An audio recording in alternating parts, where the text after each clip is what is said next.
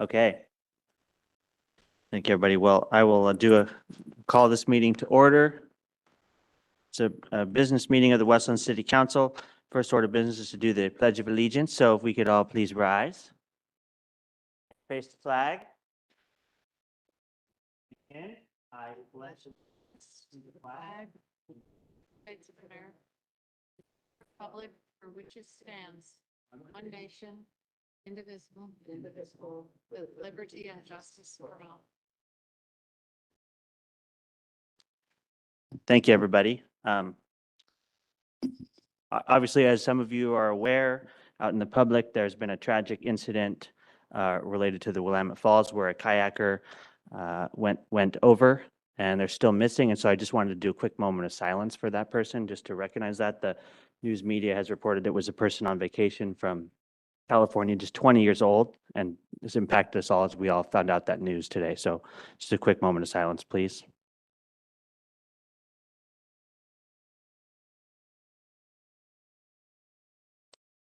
Thank you. And any other comments or continue? Okay. Well, we'll go to approval of the agenda. Would somebody like to make a motion? I move to approve the agenda for the April 14th, 2025 Westland City Council meeting. Second.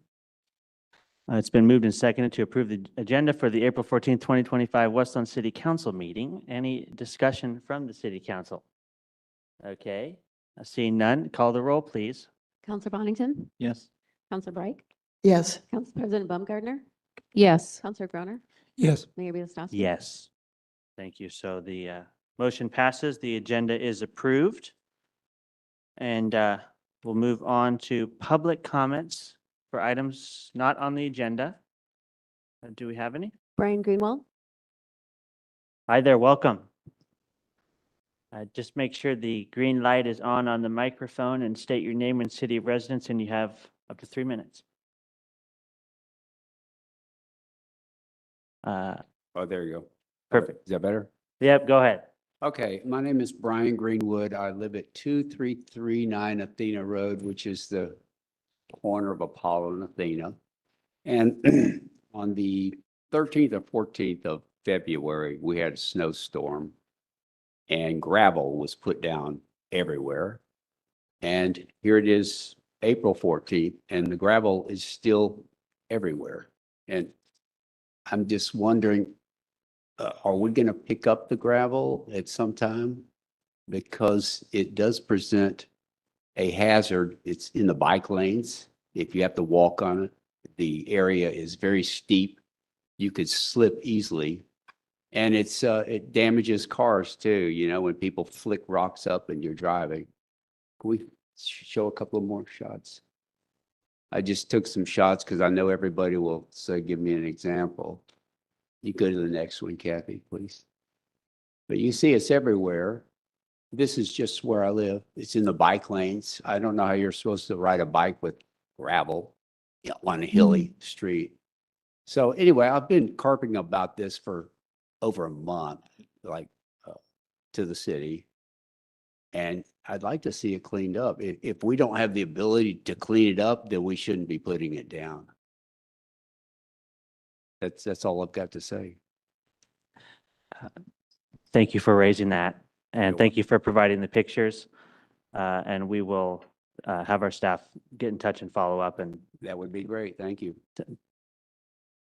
thank you. That is all. Oh, okay.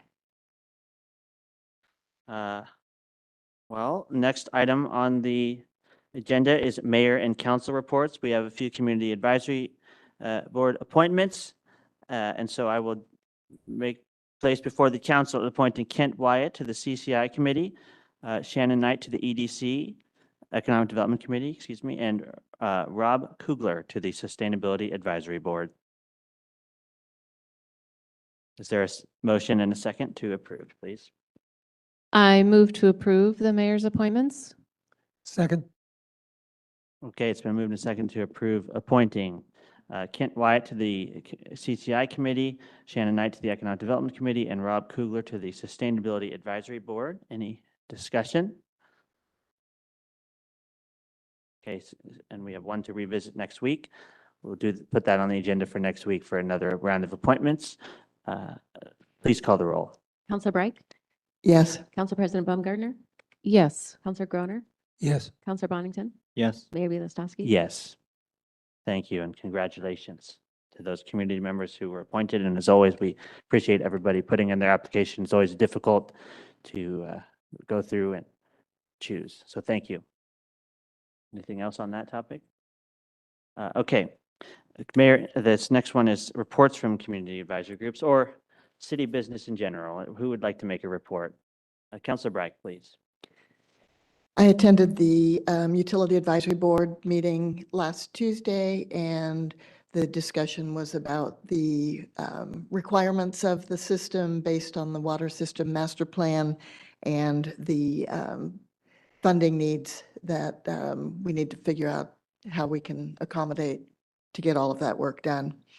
I also attended the Vision 43 meeting on Thursday. There will be some future open houses for community members to be able to take a look at kind of where we are. And where we are was created from a lot of community input over the last year. So it's getting pretty exciting. And we will be getting closer to having something to present to the Planning Commission and then to the City Council. Very exciting. Thank you. Council President, you have no pressure.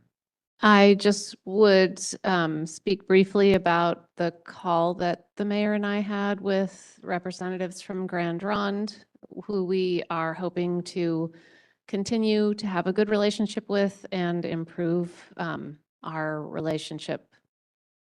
And it was a positive call. I enjoyed participating in that call as well with the Grand Ronde. Any other reports? Councilor Bonington, go ahead. Last Thursday, I attended the Parks Board meeting where I basically updated them on a lot of the things we've been doing, but they also got into tree code. And then Economic Development Committee was right after that. And Chris Myers simply gave us a Vision 43 update. Thank you. Any, Councilor Groner, any report? Okay. The only thing I will report is had a great meeting today with City Manager and Eric Leas, Public Works Director and Finance Director, to prep for the joint meeting with the Transportation Advisory Board that we have next week, and looking forward to that and just getting the rundown for how that meeting will go. And there's going to be some exciting things to talk about, so looking forward to that. John, I don't know if you have anything else to add on that particular moment, but I appreciated that time today. Just working to implement previous council direction to work with the TAB on pedestrian traffic safety projects, prioritization and cost estimates, and bring those back. So we will have all that, excuse me, for your meeting next week. We're looking forward to the Thank you. conversation. Thank you very much for all that work. With that, on to the Earth Day Proclamation to be read by Council President Baumgartner. Happy Earth Day, everybody. Thank you, Mayor. Whereas Earth Day was first celebrated on April 22nd, 1970, with the goal of inspiring an appreciation of our nation's natural resources through conservation and protection. And whereas the theme of Earth Day 2025 continues to be Invest in Our Planet. And whereas the idea behind the theme is to continue encouraging governments, corporations, and residents to take steps towards more sustainable practices. And whereas investing in our planet is vital to enhance environmental awareness. Creating and implementing effective plans will help minimize the environmental impact and protect the planet for generations to come. And whereas Westland benefits from green space and environmental amenities that enrich the lives of our residents and visitors, provide habitat for flora and fauna, but need stewardship to ensure viability for future generations. Now therefore be it proclaimed by the City Council of the City of Westland that April 22nd is 2025 is Earth Day. Thank you. And as always, I'm sure there's a lot of Earth Day volunteer events happening in the community, and I'm sure we'll have some of those on our city website, and they'll be on Facebook, so you can check that out and get out in the parks for Earth Day. With that, we'll move to the Oregon legislative session update, but it looks like we're still waiting on our.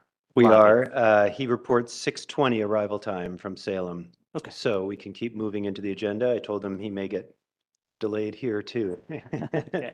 Okay, yeah, okay, we'll push the legislative session update to a little bit later in the evening. Consent agenda is next.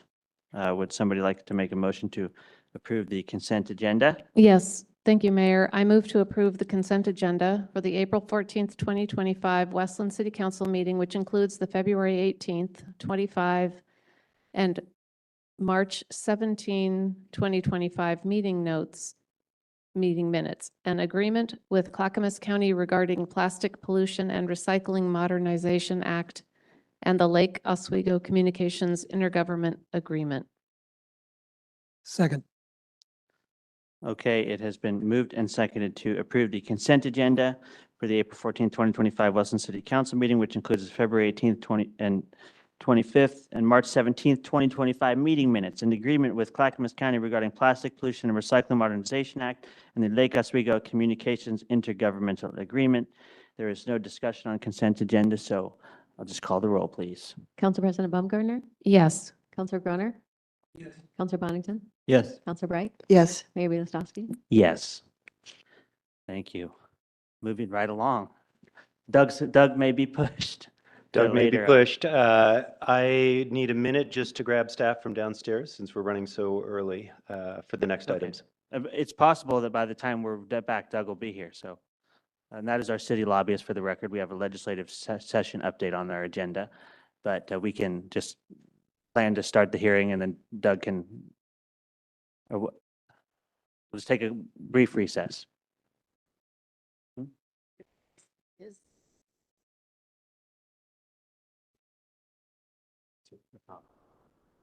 If he's not here by.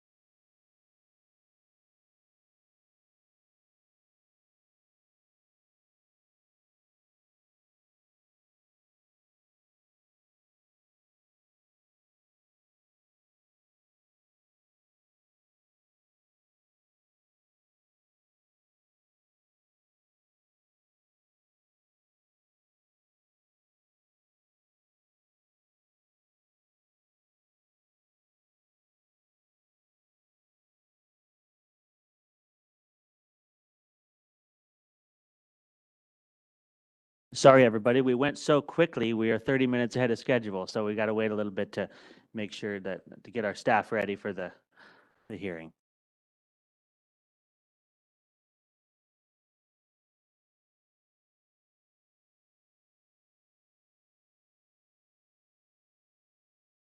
Mayor, I thought that we could have Eric come up and do 8B and 8C. And then maybe Doug could do his part, and then we try to stay on calendar for the appeal hearing in case there's other folks, members of the public who want to come on that one. Good point. We want to make sure we follow all procedures. So We'll we'll try. do that. And the other two items won't take very long, I don't think. So Eric, welcome. Eric, you're on. So Yeah. we're going to, On the plus side, you can get out of here early.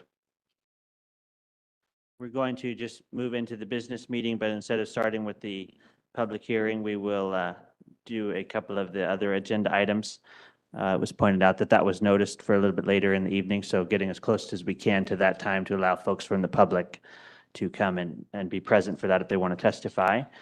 So we're going to start with agenda item 8B, which is the intergovernmental agreement with the state of Oregon for delivery of a federal project, very important federal project, the Willamette Falls Drive 16th to Ostman Road improvements, which is going to be funded in large part by a federal grant. Congratulations, everybody. Indeed, and we'll have, I'll do a brief intro while Eric adjusts his collar. And you're welcome. And we'll have Eric Leiss, who's our Public Works Director and City Engineer, explain this next phase of the project, which is exciting and mostly not accomplished with city money, which is a good thing. So Eric, take it away. Thank you for coming upstairs early. Thanks for the wardrobe suggestion. So as you may recall, this is actually our second round of regional flexible funds that we've been awarded.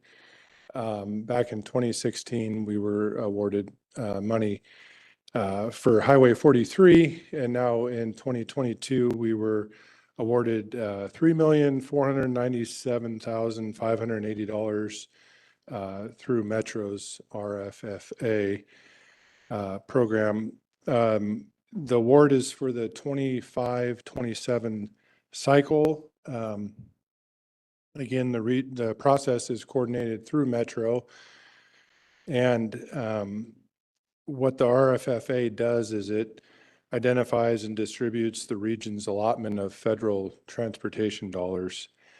Some of the guiding principles of the RFFA are equity, safety improvements, it implements the regional climate strategy, and of course, congestion relief.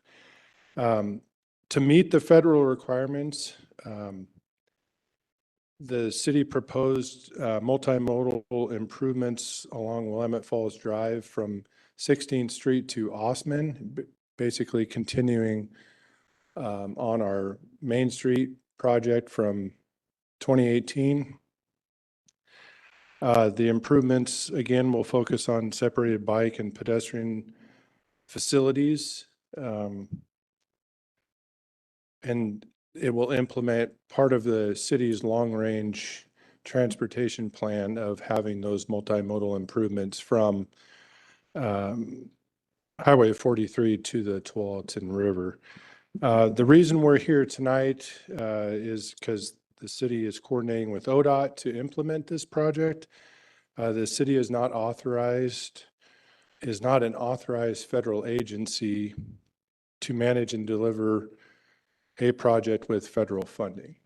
So this is why we work with ODOT on those projects. In order to design and construct the improvements, we need an IGA with ODOT. The IGA allocates $940,000, of federal funding and engineering design for right-of-way and acquisition. The city will match 10.27% of the current phase of the project, which is $1,047,669. So Eric, that is the total of the phase is $1 million. The federal funds are 940 and we have 100,000. yeah. Thank you. And again, this is just for design, right-of-way acquisition and so on. Once we get past that, then we will be allocated the additional federal funding. Awesome. Thank you for the report. Is there someone like to make a motion or any comments or discussion? People might be interested in the general timeline who are listening to the meeting. I don't know if we know anything about that yet, but that's a question I can imagine getting. Yeah, Public. it's a great question. We're just starting this phase of it, and it is, as we all know, working with our state transportation agency, things do take a little bit longer. And so we've been told that for construction, the funding of this will be 28, 29. So, Thank you.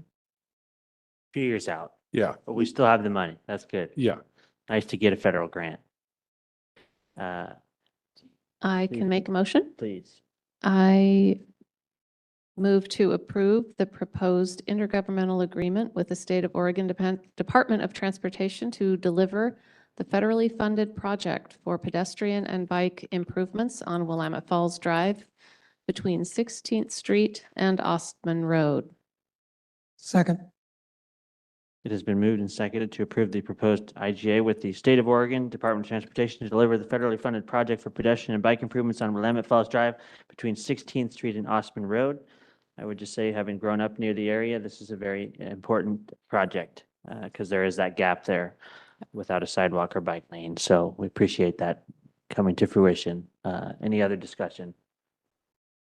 Carol, please. Councilor Bright, excuse me. It's just really nice to be able to get some of these projects done and to improve the safety and the multimodal transportation through the city and have some of that money coming from outside of the city. So that's really good. Okay, thank you. Agreed. Call the roll, please. Counselor Groner, Yes. Counselor Bonington, Yes. Counselor Reich, Yes. Council President Baumgartner, Yes. Mayor Listowski. Yes, thank you. So the motion passes. The agreement is authorized to be signed.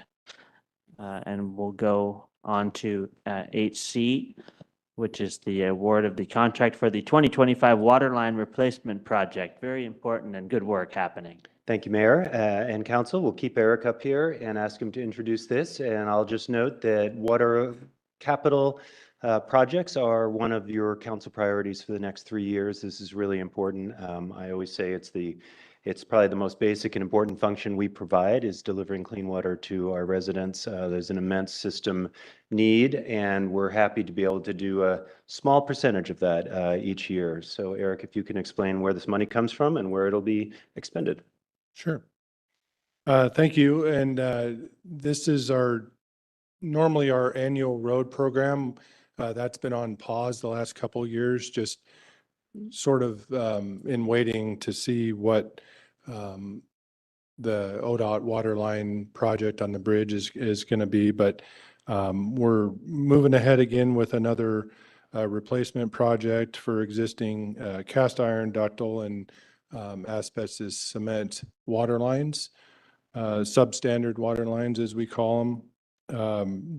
This year's project is really a prerequisite, trying to get ahead of our road program for replacement later on this summer for paving. The project that this year has been kind of split up into 3 phases. The first phase is the Robinwood area, Arbor Drive, Highway 43 to Upper Mid-Hill to Arbor, Arbor to Merrillhurst, excuse me.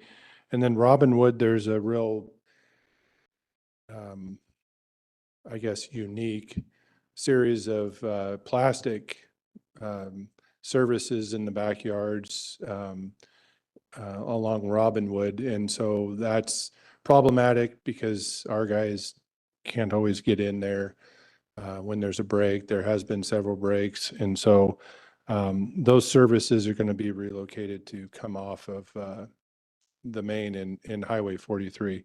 So that's the phase 1. The next phase is Parker, Sunset, and Reed area. Again, Reed Street has several homes that are fed off of really just a long service, 3/4 inch galvanized service it's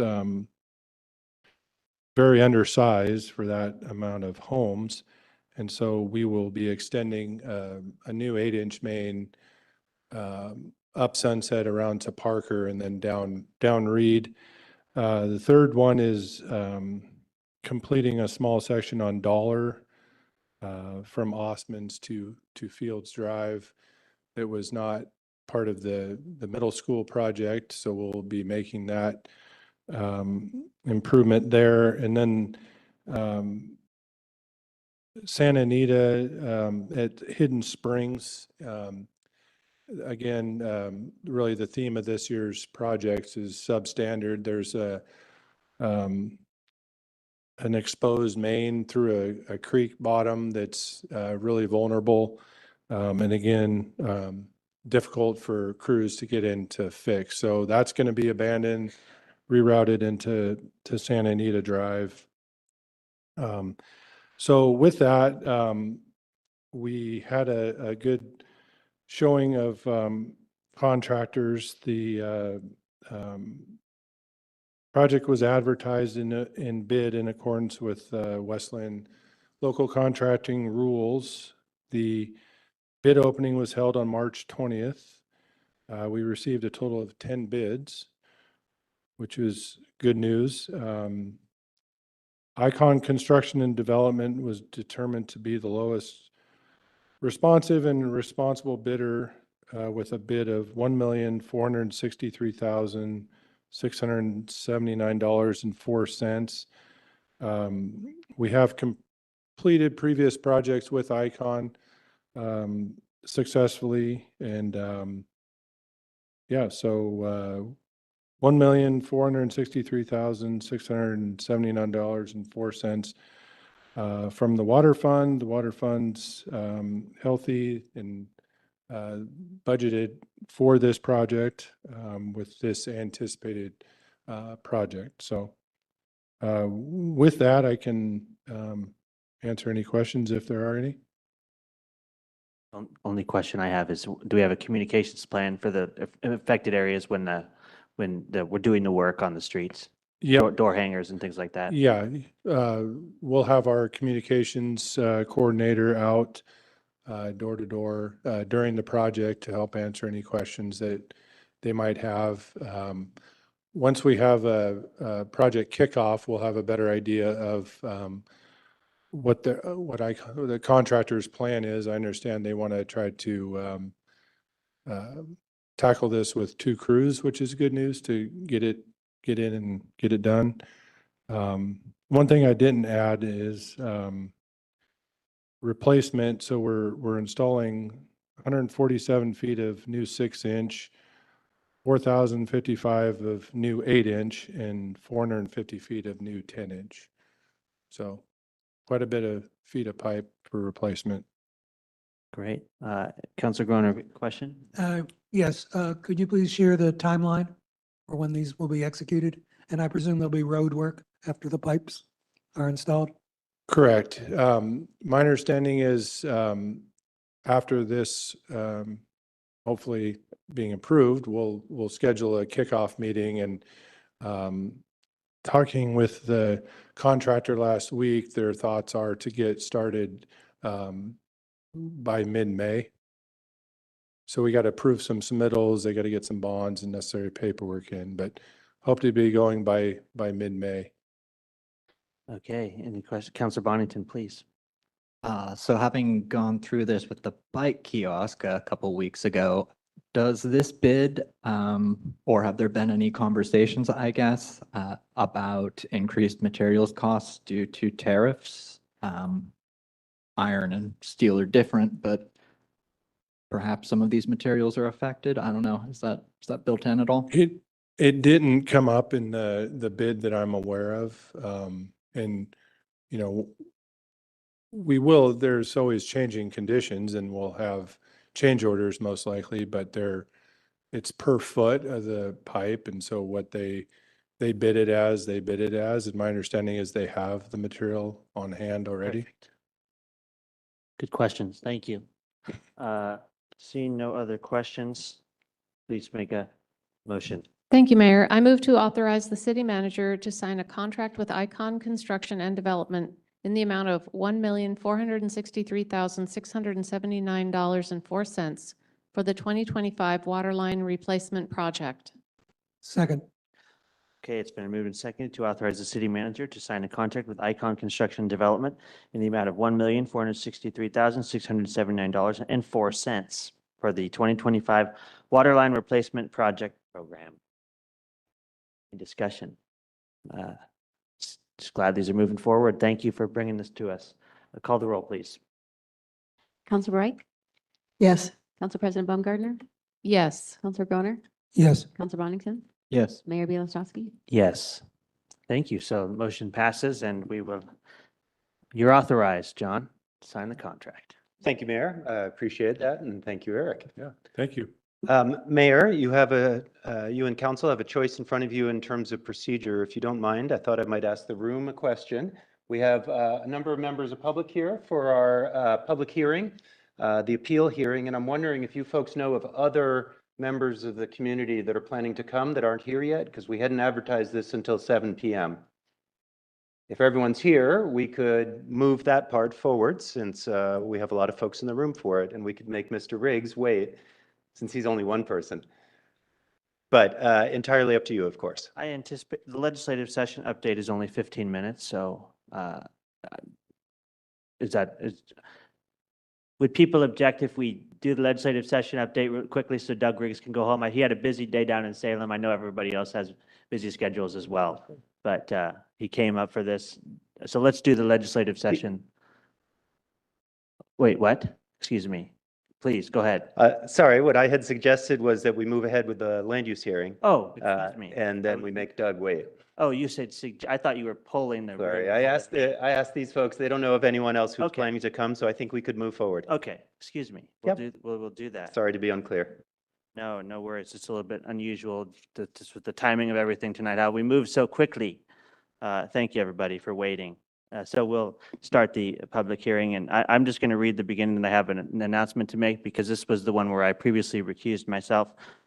So good evening tonight. I'm just going to read the beginning. Tonight, we are holding a public hearing regarding application number AP-24-02, a de novo hearing for the appeal of the Planning Commission approval of MIP 2402, VAR 2405, a 3-parcel minor partition and Class 2 variance at 2830 Coeur d'Alene Drive. The Class 2 variance is to allow 5 single-family homes to take access from a 20-foot shared private driveway, and the appeal was filed by Gary and Susie Alfson. And this is a quasi-judicial decision. Unlike in legislative hearings where personal opinion may come into play, quasi-judicial opinions, rulings must be grounded in the relevant code.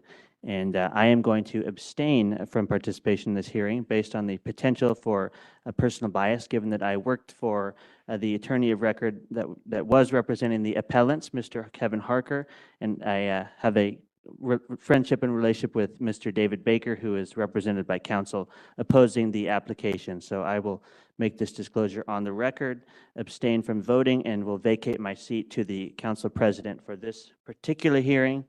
And I will just disclose, I have not discussed this case with any member of council, and will leave the room as that's best practice from legal counsel, and then return for the balance of the meeting. And so, thank you, everybody.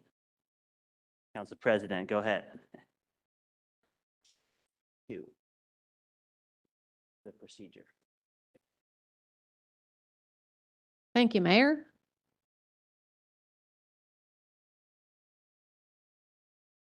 We'll give him a moment.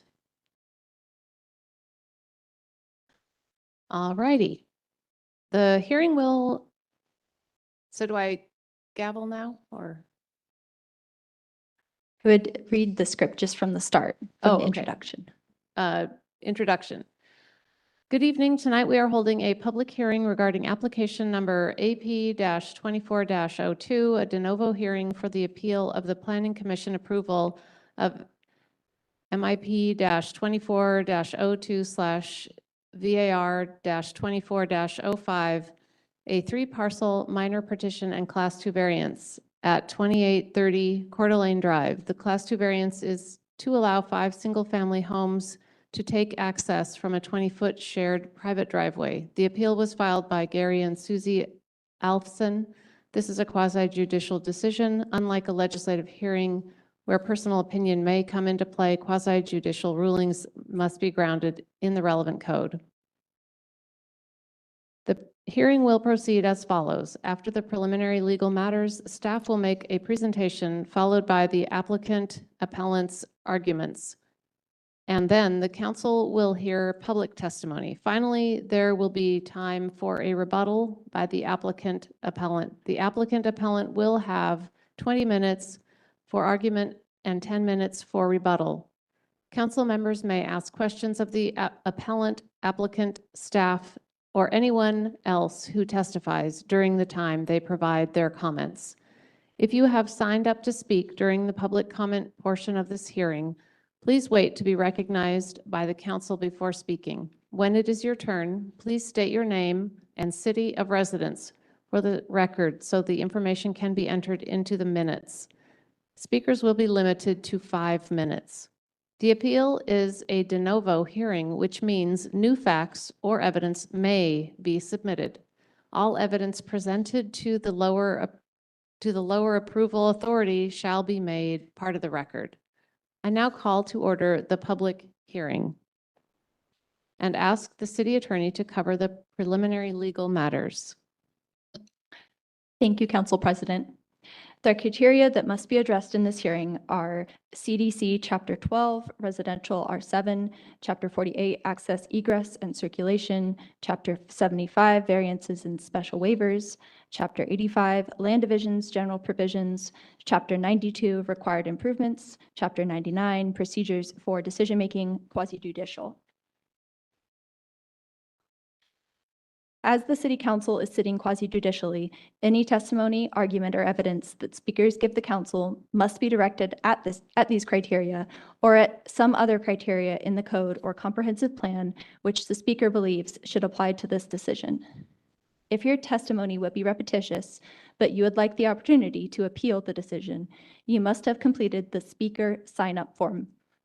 Only those who have appeared before the City Council in person or in writing will have standing to appeal this item to the Land Use Board of Appeals. Failure to raise an issue accompanied by statements or evidence sufficient to allow the Council and the parties an opportunity to respond to the issue precludes appeal to the Land Use Board of Appeals based on that issue. Failure of the applicant to raise constitutional or other issues relating to proposed conditions of approval with sufficient specificity to allow the city or its designee to respond to the issue precludes an action for damages in circuit court. Do any members of the council, besides the mayor, wish to declare a potential or actual conflict of interest or bias? Seeing none, do any members of the council wish to report any site visits or ex parte contacts? Since the hearing, the one in January, I did speak to Mr. Baker about a completely different matter, Offenlander, for a few minutes. I just remembered that, but otherwise. And you feel that you can continue? Oh, yes. Okay. Does any member of the audience wish to challenge the jurisdiction of the council to hear this matter? Hearing none, does any member of the audience wish to challenge a conflict of interest or impartiality of a member of the council or rebut or ask questions about the ex parte disclosures of any member of the council? Okay, and that concludes the legal matters. Thank you. Let's proceed to the staff presentation. Thank you, Council President. So tonight, we are here to discuss the minor partition and Class 2 variance at 2830 Coeur d'Alene Drive.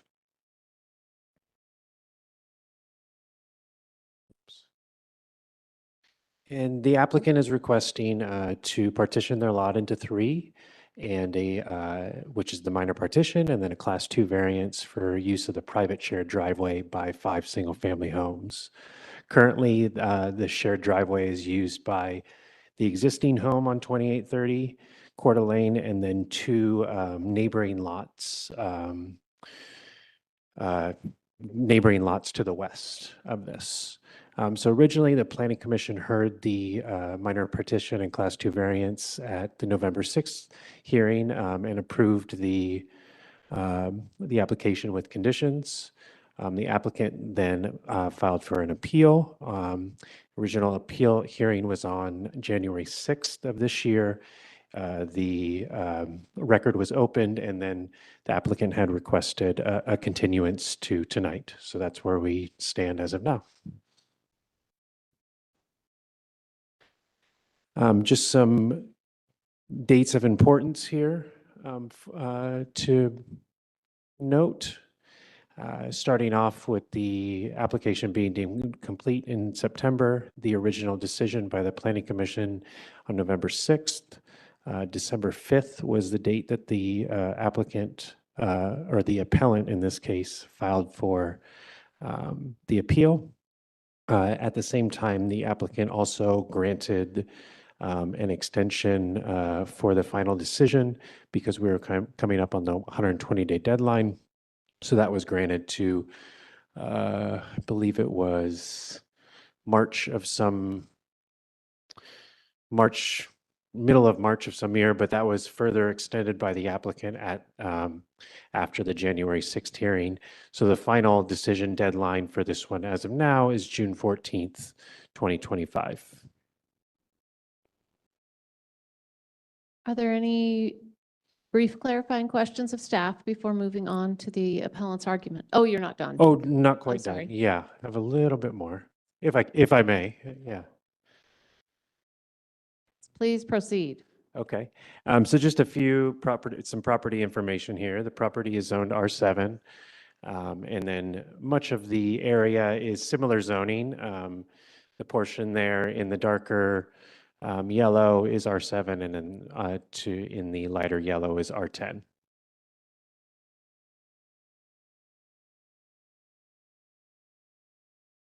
There we go. And these are just some archival images from the city's mapping function showing the history of development in this neighborhood. So in 2010, the subject property is right there in the middle with the red pin. So as you can see, in 2010, this property existed and there was development to the east there, and then to the north and to the west, it was undeveloped. And so similar to 2012, but you can see that there has been grading that was started for the development of the Teresa Vineyard subdivision. And then if we move on to 2014, you can see that the development the Teresa Vineyard subdivision was all developed around it. And then 2019, more recent image as well, showing essentially how it exists today. Okay. Now here's an image of what the applicant is requesting as part of this application. So the subject lot there is in the center, and then they're requesting to use the shared driveway that is in between lots 22 and 23 there on this image. Now that driveway exists today, and it does service the single-family home that currently exists at 2830 Coeur d'Alene.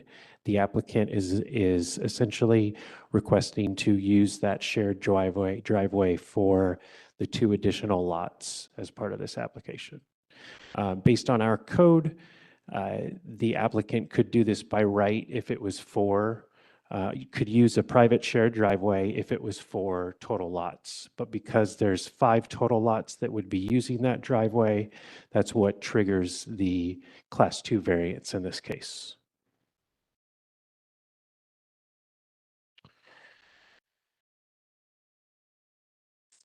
So the appeal of the Planning Commission's decision was brought forth by the applicant, citing that condition number 2 be removed from the final decision and order. Now, condition number 2 of the order reads as such there, and discussion with legal counsel after the appellant's appeal came to the guidance of rewording the condition as recommended here and as in the staff report below. There is no essential function or difference in the wording. It just is a more, I guess, stronger, more legally rounded condition as proposed here tonight. And the recommended condition is obviously what staff is and legal guidance has sort of recommended as a response to the appellant's application here. So we did receive a public comment last week, and then also prior to the original January 6th hearing from a neighbor, David Baker. The comment letter was provided to the council, and the comment letter is requesting that the variance be denied altogether, and there are some outlying procedure or findings that the attorney for David Baker has laid out in the letter. If you care to address those, I'd be happy to answer any questions about the attorney's belief in the findings for the variance. However, I will say that the Planning Commission did make these findings, and they are located in the staff report from the Planning Commission meeting, as well as the final decision and order that the Planning Commission decided after the original Planning Commission hearing. So there are a few options here tonight that you have as far as motions. So first off would be overturning the Planning Commission approval and approving the appeal. Number two would be upholding the Planning Commission approval by denying the appeal. And then number three is modifying the Planning Commission approval and denying the appeal. Staff recommendations and I'm sorry, legal's recommendation as well is option number three there tonight. I'm happy to take any questions now or later as the hearing goes on as well. So, Thank you very much. Any questions at this point? Yes, go ahead. Could you clarify a little bit option 3? sure. So let me just pull up my notes here. The option that that legal has recommended is now the applicant, remember, is requesting to remove condition number 2 of the final decision and order, and the recommendation of legal is to modify the condition number 2 as opposed to removing it or adding other conditions. So the modification I have presented in the staff report, as well as previously here, the italicized wording there is the new recommended condition number 2. Thank you. Uh-huh.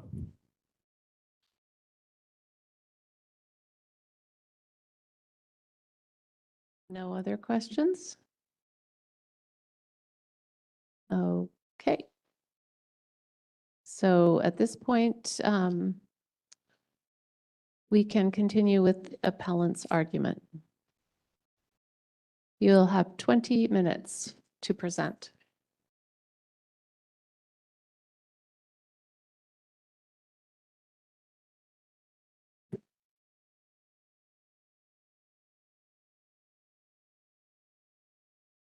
Welcome. Just make sure the green light is on the microphone. Yes, mine's on. I'm Gary Alston and my wife Susie Alston. We live at 2830 Coeur Lane. The house is, we're doing partition, and it's a 1 acre property, so we're looking to partition it into 3 lots.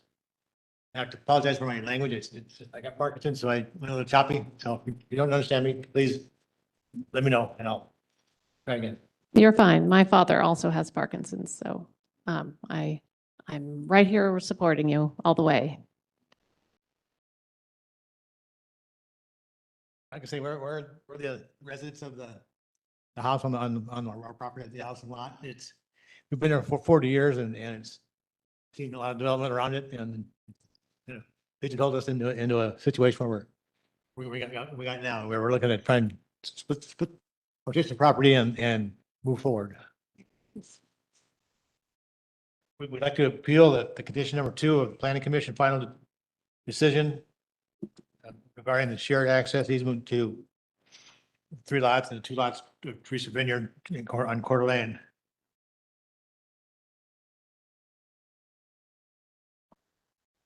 Utilizing existing access to Coeur Lane Drive. Planning commission approved unanimously our request for a variance to allow 1 additional access for a total of 5 access to the private drive. Recommendation includes a requirement for signatures for all lots using this access. The owners of lots 22 and 23 of Teresa Vineyard, the 2 lots of Teresa Vineyard are either side of the private drive. I refused to sign on the easement, the revised easement for the new lots.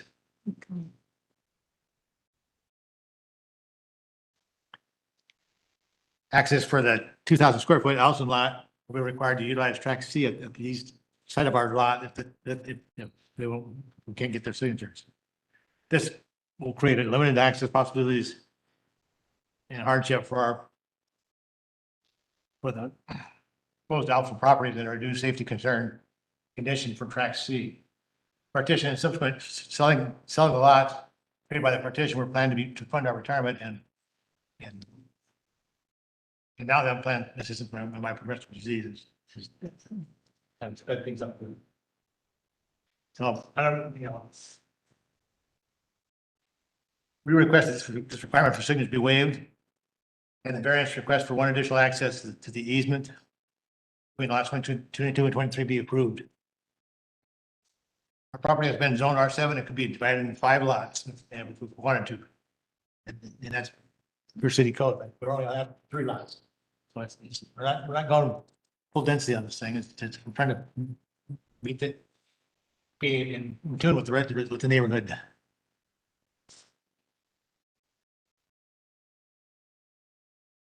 Our access has changed 3 times during the development around our house, our acre.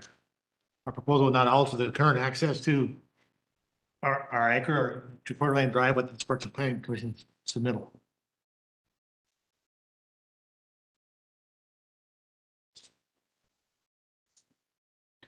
We had requested in a letter dated June 27, 2007, the city planning staff, the planning commission, and to the Teresa Vineyard development that a condition be included in the approval to allow access to Coeur Lane Drive and track C for future existing utility access to the house properties. So this is back where the Teresa Vineyard subdivision started. So we wrote a letter to the city at that time. And yeah.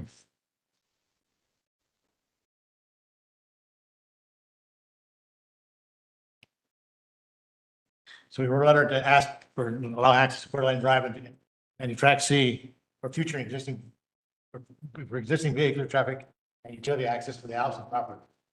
This will include the existing lot and the 2 new lots partitioned off to the lower half of the house and parcel.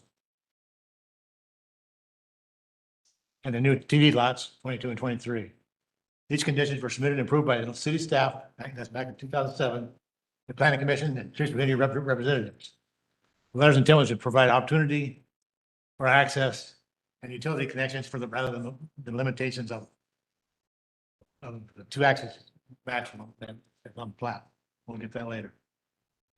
The maximum two comment on the plat was never mentioned in discussions or written documents or approved by the council. So the 2 lots, it was never part of the discussion. We met with everybody and nobody had any opposition to it. It just showed up on the plat.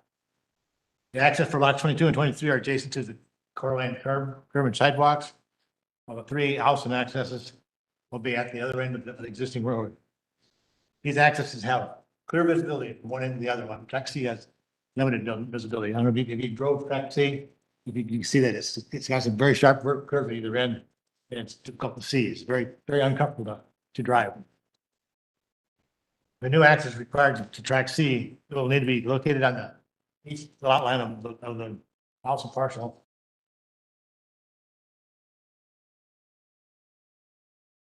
That's due to the location of the existing house and detached shop garage and the landscaping.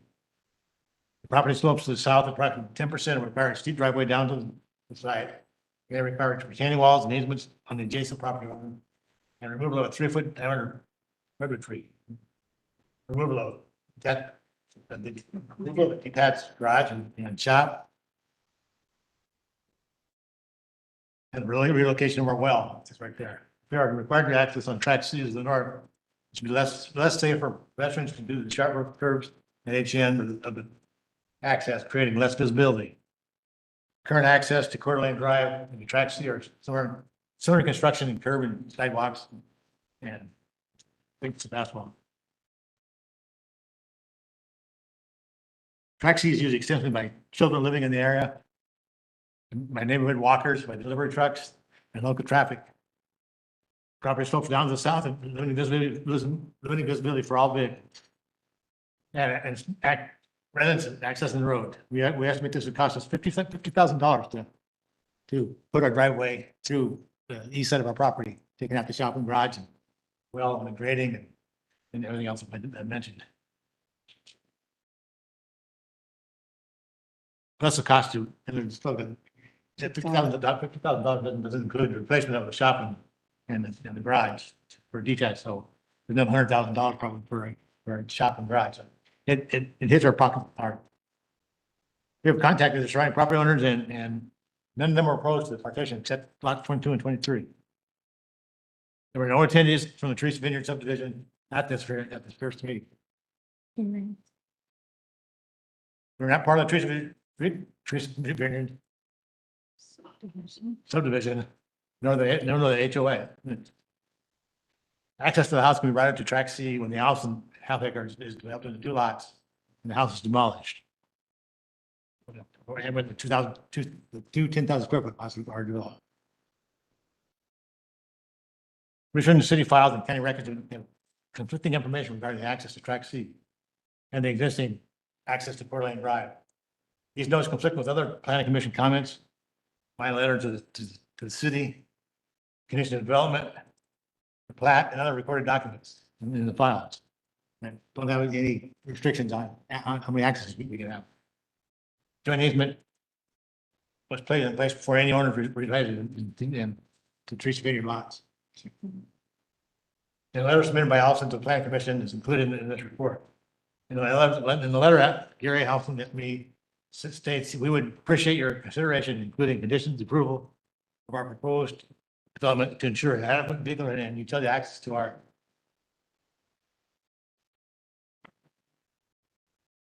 site for the current configuration and for the potential future development. In reference to the Allison letter, the commission stated the neighboring property at 2830 Coeur d'Alene has one existing house and may develop into 4 lots in the future. Assurance is needed that all appropriate vehicle access and utility provision access be provided by the applicant to sufficiently accommodate this current residence and all potential future lots at this location.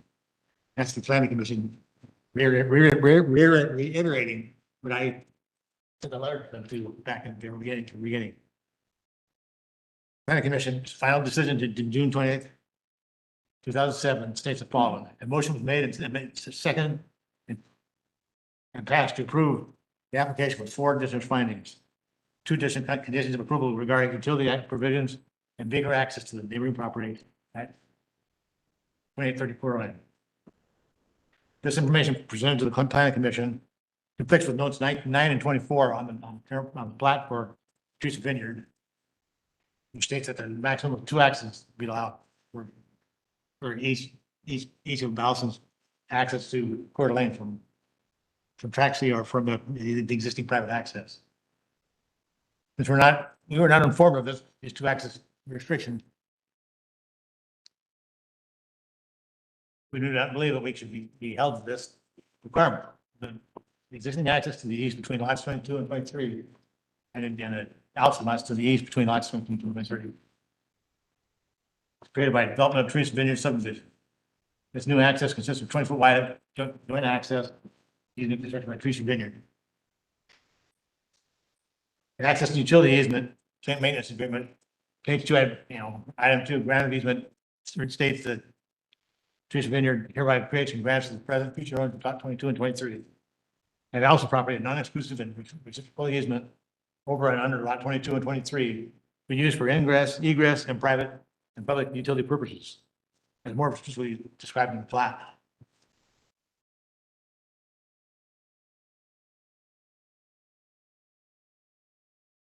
And Teresa Vineyard recorded in book page, book 142, page 21, and document number 1405.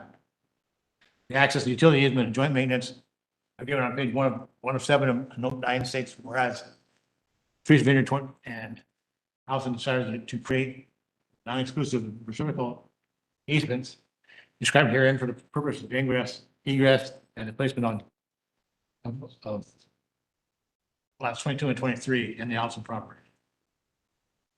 Recorded access to utility easement document, page 4, item 10.2 states, the owners of lot 22 and 23 shall provide reasonable access to the portion of the access located in such owner's lot to the owners of the other affected lots for the purpose of granting herein and for maintenance and repair of access and utility easement needed. There's no mention of access limitations in the planning commission's comments for Teresa Vineyard, except to include the information from the Allison letter. There's that. So we're also requesting a class 1, class 2 variance to allow one additional access for a total of 5 driveways at the current private drive. These accesses currently use the access now. One of the accesses is a pull through driveway from Coeur Alene to the access and the other access is near Coeur Alene Drive. Second access is near Coeur Alene Drive. Third access from the Allison property, this configuration will be safer than track C due to improved site distance.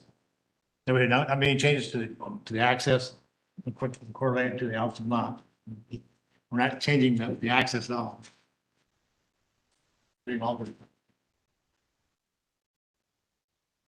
I just ask you, not kick the can down the road and it just seems like a simple matter and everything points to logical sense that, we got Shanghai a little bit. Continue to read. No, like I say, let's not kick the can down the street and save your time and my money on more important issues than one driveway. It's honor the planning commission's unanimous decision to approve this variance and that enforce the unanimous approval of my signature. The unanimous approval by signature, note on the even document. It's hard to understand how two property owners can control property that's not in their, they're not in their HOA, and they have no interest investment in our property. We have resided in our current house for 40 years, long before the Teresa Vineyard was there. We don't see how this variance could alter the value of the lots 22 and 23, since our home was already there before they developed it, and they should already have been included in the determination of appraised value. A good appraiser, good market, real estate agent would know that, that they see a vacant lot in West Lynn, vacant acre, they should know that it's going to develop. That's, my. Any questions? Thank you, Mr. Alfson. Are there any questions of the appellant at this time? No? What we're asking for I'm sorry? the partition, the street lot partition, and then you ask the parents one next driveway for the drivers 4. Yes. I understand that. It looks like no questions up here at this time. And so if that's all that you had to present, I think we're done with that portion. You finished a little early. Thank you. Thank you. So Attorney Dougal, do I now proceed to the public testimony portion? Correct. So for those of you who will testify, when you are called, please state your name and city of residence for the record and make your comments. You will have up to 5 minutes to speak. Any written material or other evidence you submitted has been distributed to the members of the council as well as placed in the record. With that, the first speaker is Carmen Timberlake. Please approach and go ahead and state your name and city of residence. You have 5 minutes.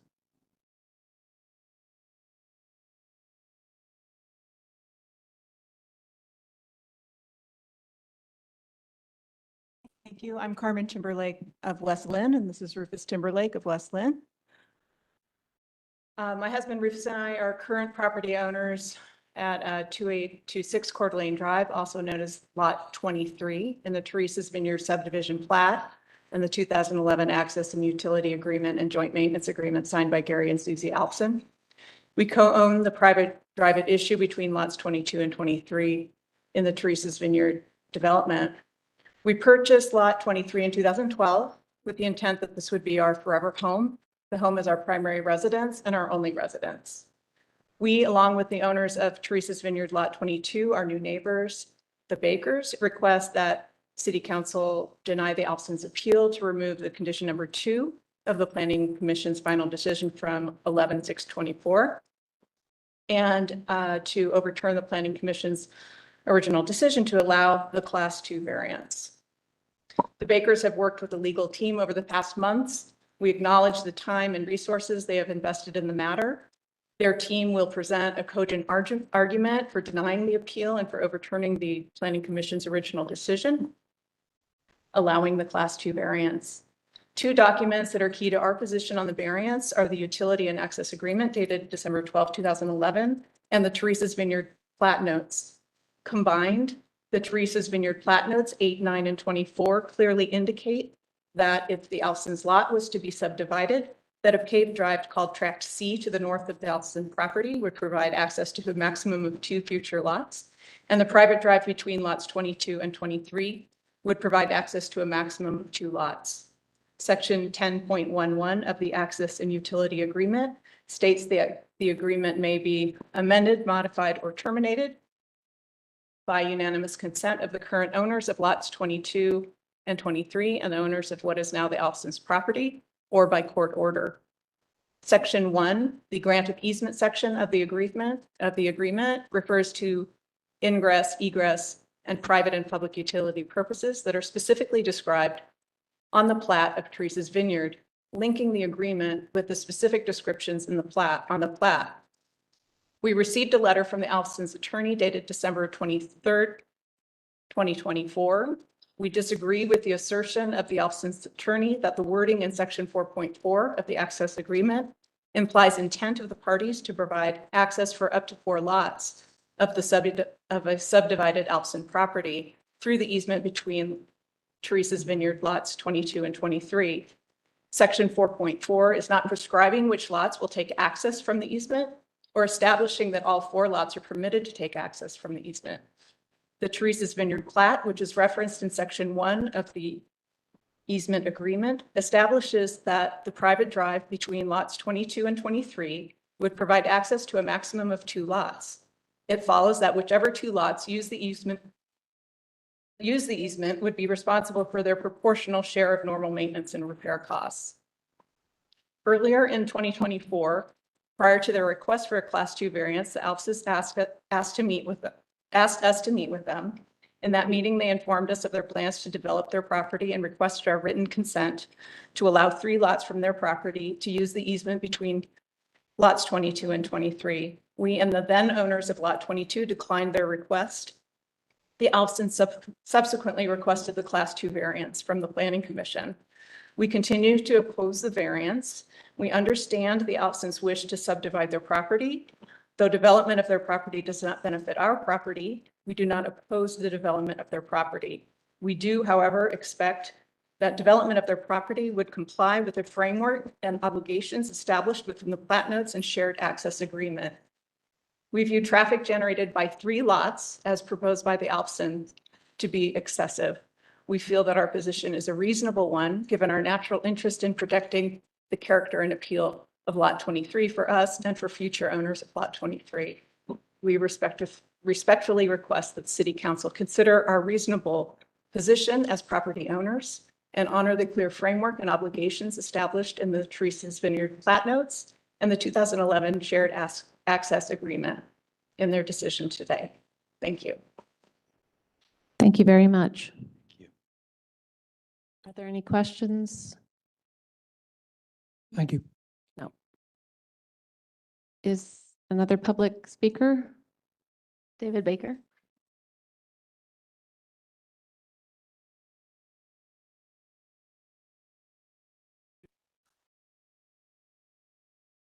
Thank you. You have 5 minutes. David Baker, resident of Westland. Council President, members of the council, my name is Kyle Grant, and I represent David and Sarah Baker, residents of Westland at 2934 Coeur d'Alene Drive, which is, remind me again, lot 22 of Teresa's Vineyard, the Teresa's Vineyard plat.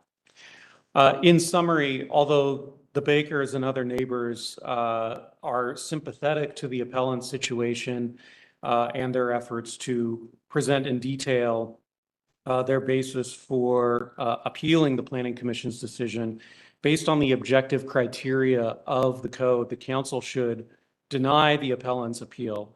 And we ask the council to follow legal counsel's recommendation to follow what was identified as option 3, which would be to modify the Planning Commission decision and deny the appeal. However, our position is that the modification should go further and include an outright denial of the Class 2 variance for the following reasons. There's 2 main criteria of the code giving permission for a Class 2 variance, subsections A and subsection C. So subsection A states that the variance must be the minimum necessary to make reasonable use of the property. The Baker's position is that this variance is not necessary to make full reasonable use of the property because of the tract C on the Teresa's Vineyard plat that is to the north of the property in question that they wish to subdivide. Are we able to put the exhibit? I would ask if we could put exhibit D on the screen for the council members to see.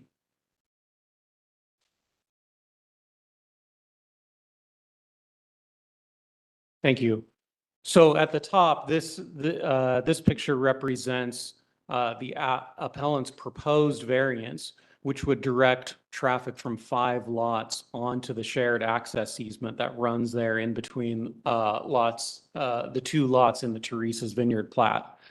But you'll see there's no proposed access to tract C.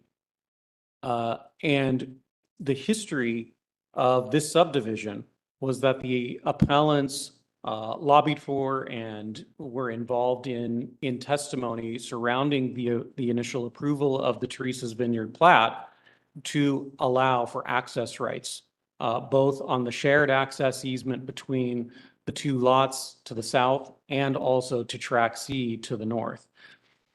And if you scroll down to the second page.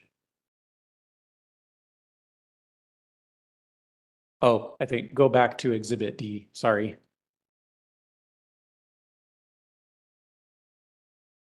And then just scroll down. Yes. So I think this visually represents much better than in writing what we're describing here, which is here are 2 alternatives that show it's not necessary to direct the traffic of 5 lots through what would be a very narrow and non-standard road in between the 2 lots, including my clients, the Bakers. So in that top picture, that's one alternative that would show access being taken for 2 lots. So a total of 4 lots would use the south easement.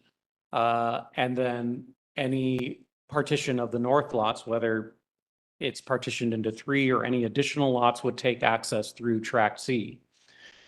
Now, I want to emphasize that the code states that the variance must be the minimum necessary, not the minimum convenient or reasonable or what would avoid undue burden, but the minimum necessary. And because we've shown an alternative point of access that the appellants can use, the class 2 variance is not met. The second criteria is criterion C, and in the time I have left, I'll just summarize that under that criteria, it has to be shown that the appellant did not create the need for the variance. And both the combination of the appellant's involvement in the development of the Teresa's Vineyard plat and now their proposal to create 3 lots is precisely what creates the need for the variance. And so on those 2 bases, the appeal should be denied, but in addition, the class 2 variance denied, which would be an overturning of the Planning Commission's decision. And then lastly, I just wish to emphasize that as has been shown before, there is the plat note 24, which was identified in our materials that limit access to a maximum of 2 lots. And my clients, the Bakers, and as I understand it, other neighbors do not wish to grant consent for this level of access, 5 lots directed onto a non-standard street. We ask that the city recognize that if 5 lots are going to take access through a road, that it be up to code standards. And I'll invite the council members to ask any questions of myself or Mr. Baker. Thank you, Mr. Grant. Any questions for Mr. Grant or Mr. Baker? Yes, go ahead, yes. Councilor Groner. Could you explain the color code? What is the blue area and how's that distinguished from the green? Thank you, Counselor. The green is the proposed new driveways, and the blue is an existing driveway. So you'll see the picture below is just showing the existing driveway that the Olsons have. And the green to the north of it is showing how a new driveway could connect with their existing driveway. Thank you. Question? Any other questions? No? All right. Thank you. Thank you, council members. Thank you very much. So now we move on to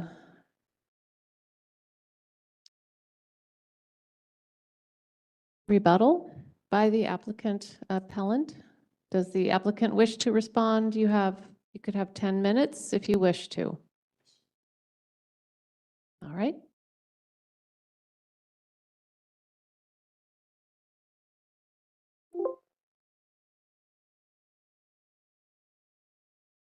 We had no other public testimony, correct?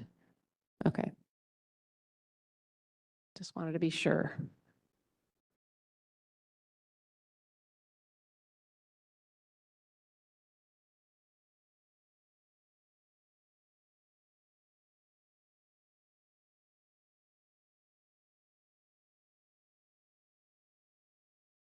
Thank you for the opportunity.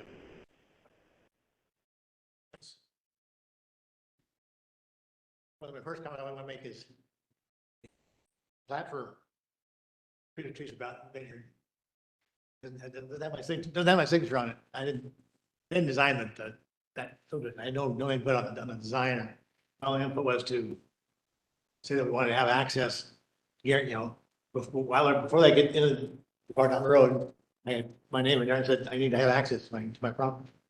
Well, that was my extended involvement with them. So if you look at the plat, there's the one thing in the plat that conflicts with my letter is all the talk about it granting the access to track C and to Coeur Lane Drive. And then the easement language, the easement language on the plat note just talks about limiting our access to two property for access, two to track C and two to Coeur d'Alene Drive. And that's, I don't know why we should be restricted to access. You know, it doesn't make sense. And plus the track C is not the safest. There's the private drive that we use right now. It's, both of them are built to public standards. They're 20 feet wide, which is what's required by the city development standards. And we're not altering those at all. It's the simple fact that if we have to access doors through track C, it'll impact our property extensively with having room my garage and shop and because of the way the house is configured, there's only one option. One area that we can put the driveway. And that has major impact on our property. Yeah, that just seemed to avoid it. And the way we can avoid that is to have one more access on the private drive. That's all we're asking for. We can put, there's two Timber Lakes and Bakers have the two lots on the private drive next to Coeur d'Alene. And we have our house access there. And we have two lots that we split up the lower part of our property, the south end, and that'd be 5 access. So that's all we're asking for is one more lot to put in. And then the easement, the access and excuse me, access and utility easement and joint maintenance agreement. There's no information in that. And that has my signature on it. So my property is impacted by their development. And there's no mention in here about limiting access to two lot, you know, the two parcels. There's nothing in there about that. And all this talks about is easements and joint use and so forth. So that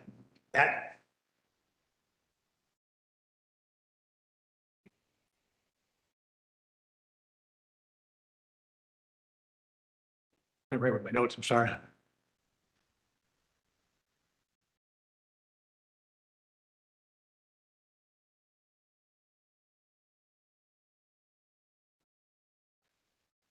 I recovered most of this, I think. They say the plat was not signed by me, so that we weren't aware of these two lot restrictions on access points. We're aware of that. And we had no input on the where roads went or grading anything. It's track C is a poorly designed road for access for us because it sits up above our property and our property slopes away from it. So in order to go to exit out of track C on our property, we would be turning down and then going down again to try and back to get to the existing grade. So I am a civil engineer and I'm aware of the design issues and critical information there. It's track C is not a safe road for pedestrians or kids play on the street and it would be conflicts for seems much better place for the additional traffic, the one more lot off of Coeur d'Alene, off the private drive rather than go to track C.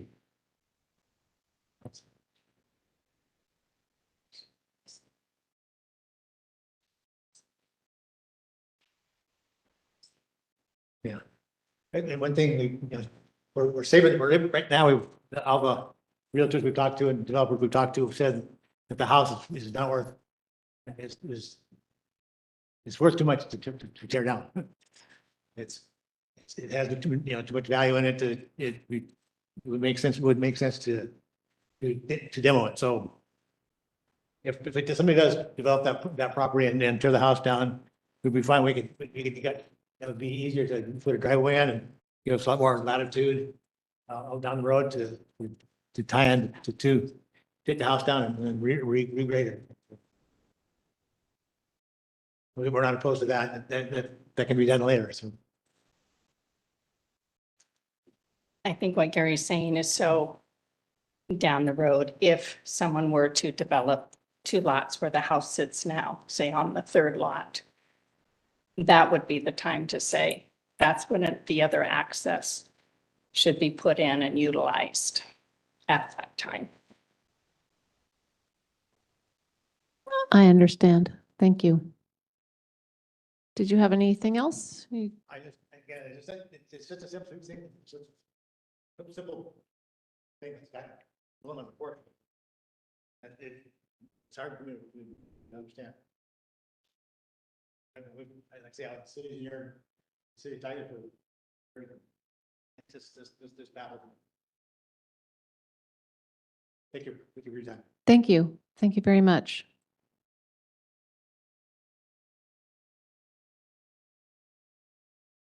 All right, so now we're on to any request for continuance. I guess we are already in continuance, but do we field requests from another, or is this it for continuances? If there's no continuances, then you should move on to section 8A. Okay, and I'm not seeing a request, so.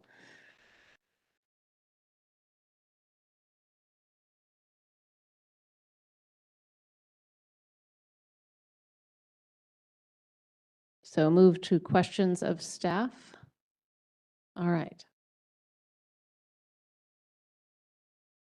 So yes, please come back up, Planner Goodell, and we would be happy to have any council ask questions at this point. Councilor Breik. With the current rules that basically have been handed to us by the state, what is the potential for development of their property? I know it's like 40,000 square feet, so that would be like 4 R10 lots, but it's not necessarily zoned that with middle housing requirements. What kind of density could be on that property? Not even with state standards, with our local standards, we would have they're in an R7 zone, but still, if they were to develop townhomes, the minimum lot size is 1,500 square feet. So if whatever the math figures out to be 1,500 divided by 40,000, we're talking 25 units, I guess, is a maximum potential there. It maybe could go more, but yeah, it's without a physical plan in front of us, it's impossible to say that it would be approved, but just rough math numbers, that would be the calculation. Go ahead. And to do what the Alvins have requested without a variance, is the easement large enough to build a 24-foot road that would meet city standards? Currently, the shared driveway, the easement that you're talking about is 20 feet wide. So if it was to serve 5 lots, it would have to be widened to 24 feet. Now, that would then encroach into the lots 22 and 23 that it currently lies between. So that would take obviously agreement of those property owners to include that additional land into the easement. And it would take a modification of the easement as well. And please, interrupt if I'm incorrect. If I can just add to that as well, I would just say while that hypothetical is interesting, I would suggest as far as when you're making your final decision here to stick as much as you can to the criteria that's in the code. Any future development would have to come before you separately via a separate decision-making process, whether that's for middle housing or any other use of the land. And then one more question. How often do Class 2 variances come up? In the city here? Yes. A couple a year, maybe more, maybe less, but a handful, I would say. Okay, thank you. Any other questions? Councilor Bonington? No, at this time. Councilor Groner? All right. Well, is that pretty much all you had? Anything else to add? I did want to kind of add some of the testimony that we received from the Bakers and the Timberlakes regarding the findings for a variance. The final decision and order from the Planning Commission has those variance findings in what the Planning Commission found for those variants and found those findings to be substantial. I'm sorry, I'm using the wrong term, adequate. And so if you had questions about the public comments and the class 2 variants and the findings, I'd be happy to, and the specifics of those findings, I'd be happy to answer any of those. Any questions? I mean, honestly, this is pretty complicated. Yeah, So it is. anything you think might be relevant, I think would be appreciated, guide to what is the most important points that you think we need to make this decision if something comes to you at this time? I'll very much try to refrain from any sort of personal thing here, but the code has 4 sort of specific criteria for the variances. And the Planning Commission found that this application met those criteria. Now, obviously, there's other required criteria, public noticing, zoning requirements, density requirements, et cetera. But for this application, the variance is sort of the essential part of it. The Planning Commission did find that the applicant met those findings, those criteria, and as such approved the application. Now the findings for the, let me pull up the section A that Mr. Grant had brought up regarding the minimum necessary to meet the standards minimum necessary of the code. In this case, there would be no physical development with this application as proposed. And so the Planning Commission felt that that is the minimum necessary variance to qualify here. And then also the physical limitations of the site, as I had shown in the overhead photos, the archived photos, the development sort of was built around the Olsons, and this situation was not something that they had brought onto themselves, which was the Planning Commission's findings. And then the steep slope from Track C to the Olsons property would create just substantial construction, as well as there's an existing detached garage where the access way from Track C would be required to come from. So it would require demolition of that garage to access Track C as it is. So that's what I would say. Thank you. Mm-hmm. If I can add one more more comment absolutely. to that, Yeah. if that's all right. I just wanted to clarify the standard that I had heard for the granting of variance, the standard sub A, which is the variance is the minimum variance necessary to make reasonable use of the property. So I just wanted to clarify minimum necessary is what I heard, but also to make reasonable use of the property. So when you're looking at that criteria, consider what is the minimum variance required, if any, to make the reasonable use that is proposed here, i.e. the access for these 5 legal lots. Thank you. And Councillor Bonington? So I think I have a logical flow chart in my head of generally how this should work, and I've come to kind of a chicken or the egg, which will come first situation. So I'm going to lay this out, and if you can tell me where the nuance is or if I've disconnected something. we need to provide access to people's lots if they're landlocked. This lot already has access, but the issue would be providing access to lots that don't yet exist, and they would have to be subdivided first for us to then need to provide access to them. Is that about right? Semi-correct. So yes, currently the Olsons use the shared driveway with lots 22 and 23, the Bakers and the Timberlakes. They use that today, yesterday, tomorrow as access to their current home.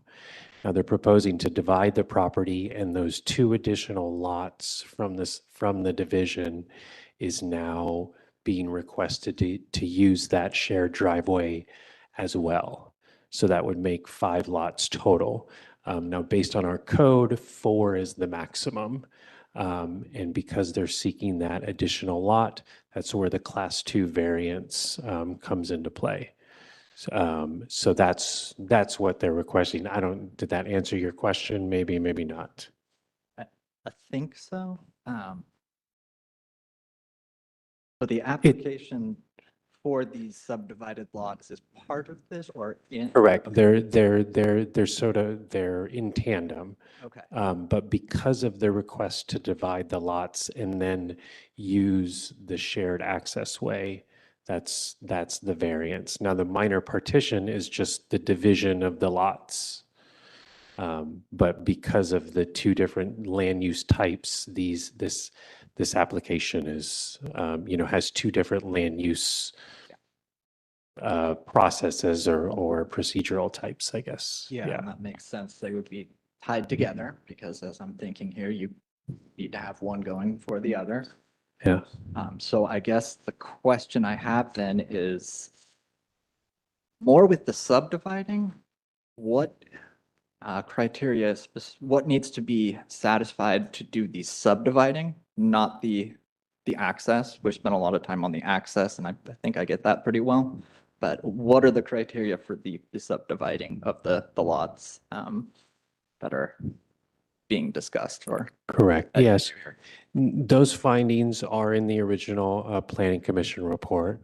Now, to just isolate the partition, if they were to propose access to just the 2 new lots of the partition from the existing driveway, that would be permitted by the code. They wouldn't need to come in front of the Planning Commission or the City Council to get approval for that. That could just be something handled by right. And in fact, the existing easement and plat notes address that. But because they're requesting to have that additional lot is where all of this discussion is happening. But to answer your question regarding the partition, if they were just to divide those 2 as proposed, they would need to provide access to those lots. And by the code, they have the right to do that as of right now. But it's that additional lot that's proposed to use that access that is triggering this application here today. And so because that lot doesn't exist yet, it's still, the 5th one would have to be an application in for it. There's no requirement to provide access yet. So this 5th lot is, I guess, the chicken egg part. Yeah. Okay. For now.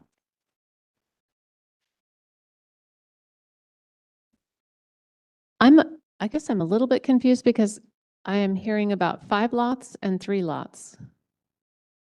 And so, because I thought I understood the appellant to say they're not doing 5 lots, they're only doing 3 lots. So am I not quite correct in the way I'm understanding this? You're correct, maybe not fully understand. There is 5 lots total. So it would be the Bakers, the Timberlakes, the current Olson home, and then the 2 new parcels. Okay. Are requesting access to that existing shared driveway. All right. I see. As of right now, there's 3 lots that are using that shared driveway. Thank you. Okay. I understand now. Okay.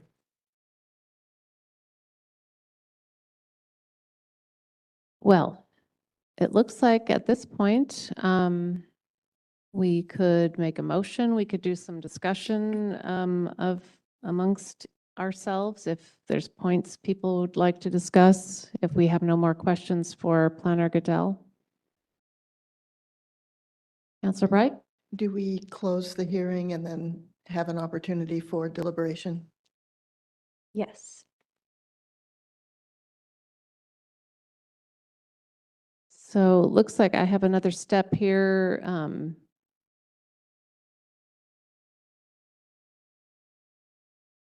You're on Roman numeral 10 now, if you're done Oh, okay. All right. with the questions. So or yes, I will now close the public hearing. And we can have some discussion, deliberations, or a motion. And there are sample motions, or someone could make their own motion. Councilor Bright? I just want to add it feels to me like the conditional approval by the Planning Commission was essentially saying no, because during the Planning Commission, which as the liaison I was there, the residents of lots 22 and 23 had already said they were not going to approve it. Okay. Anyone else have any discussion?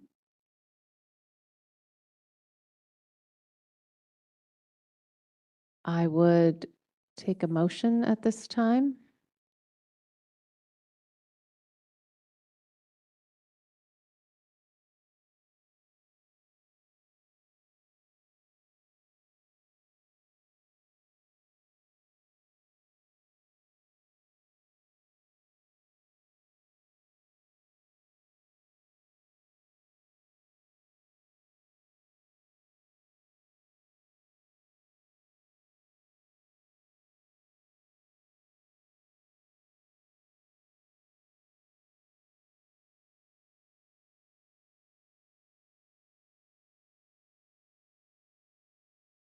Apologies. Where are the options for the motions? They're also on the final page of this packet. Thank you. The packet was attached to our email from Kathy this afternoon.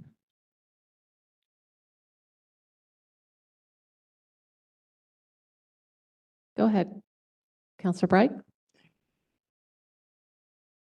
I move to approve the appeal and remove condition of approval number 2 from the Planning Commission approval of MIP 24-02/VAR 24-05.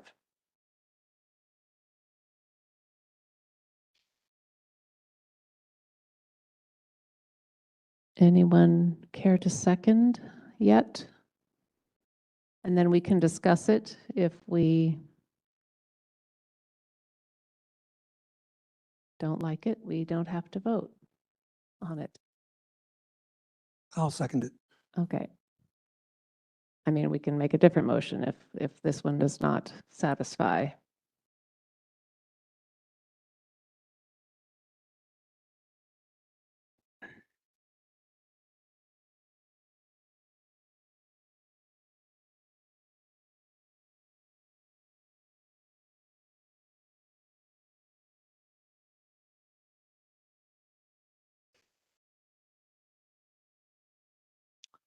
Do you want to repeat the motion, please?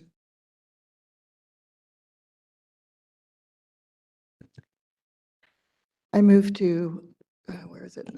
I move to, no, that's the wrong one. That's not what I was reading over here. Sorry. I move to approve the appeal and remove condition of approval number 2 from the Planning Commission approval of MIP-24-02/VAR-24-05.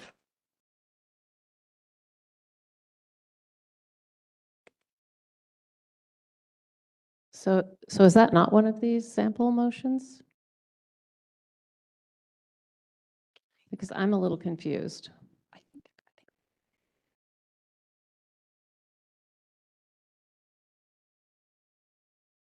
So from our script, it's number 3, is that right? Okay. Yes.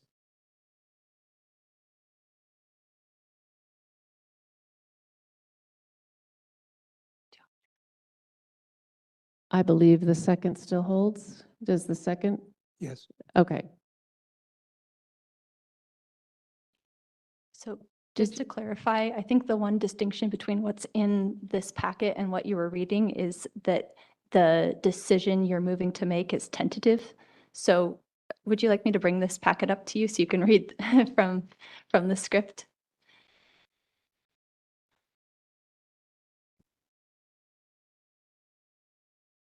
Is this the same language that was in our packet this afternoon? I'll read this. So I move to make a tentative decision to approve the appeal of AP-24-02 and overturn the Planning Commission approval of MP 24-02/VAR-2405 to remove the condition of approval number 2.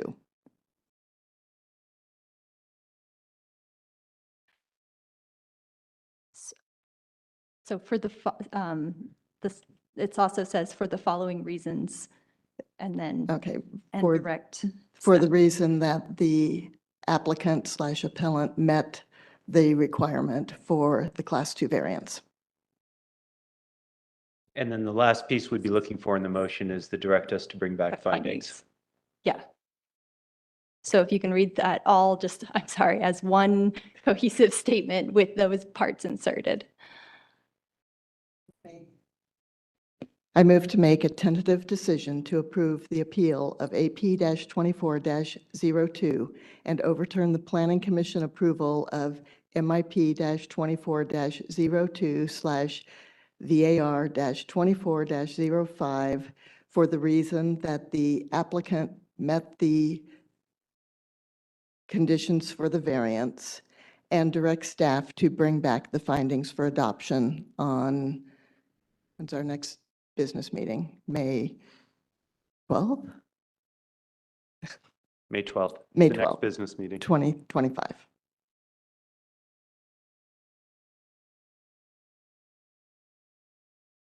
Does that need to be seconded again? If so, I second it. Yes. Thank you, Councilor Reich and Councilor Groner.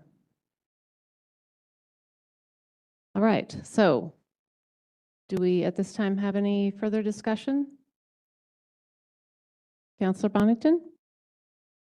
So my inclination is that the criteria for the new lots is not met. And we don't have a requirement to provide access to lots that don't exist yet.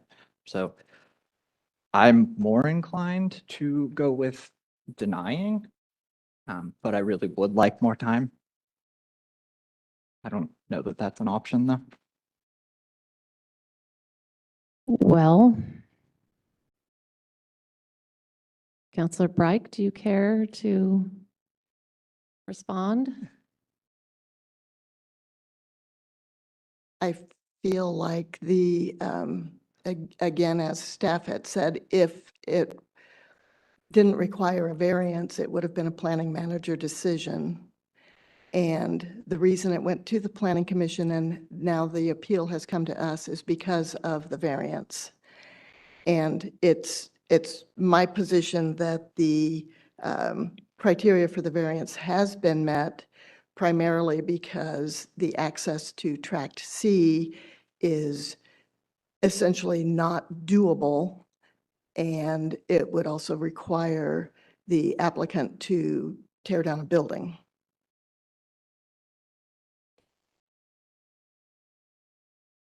I guess I come back to the fact that those lots don't exist yet. So it's providing access to things that, yeah, we'd have to say meet that criteria, but I'm stuck on on that part, that we have to actually create them first before. And I'm not, based on the criteria I'm seeing, I'm not seeing that it necessarily meets that.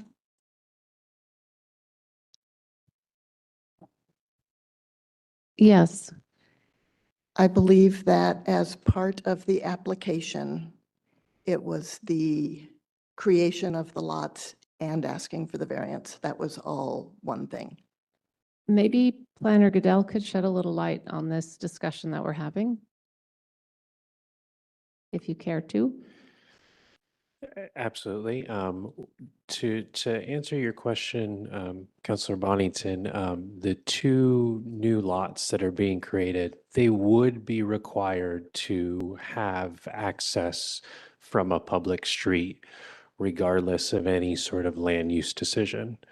Now, because these applications or these land use decisions are tied together and being heard concurrently, the motion that you would make would be approving the partition of the land and then granting access because of that partition. It's really an A and then a B sort of approval, but it's just all one application, if that was what the council chose. And that would be achieved by the motion we're currently discussing? That is how it is approved today by the Planning Commission. Your motion removes a condition of approval that the Planning Commission put on there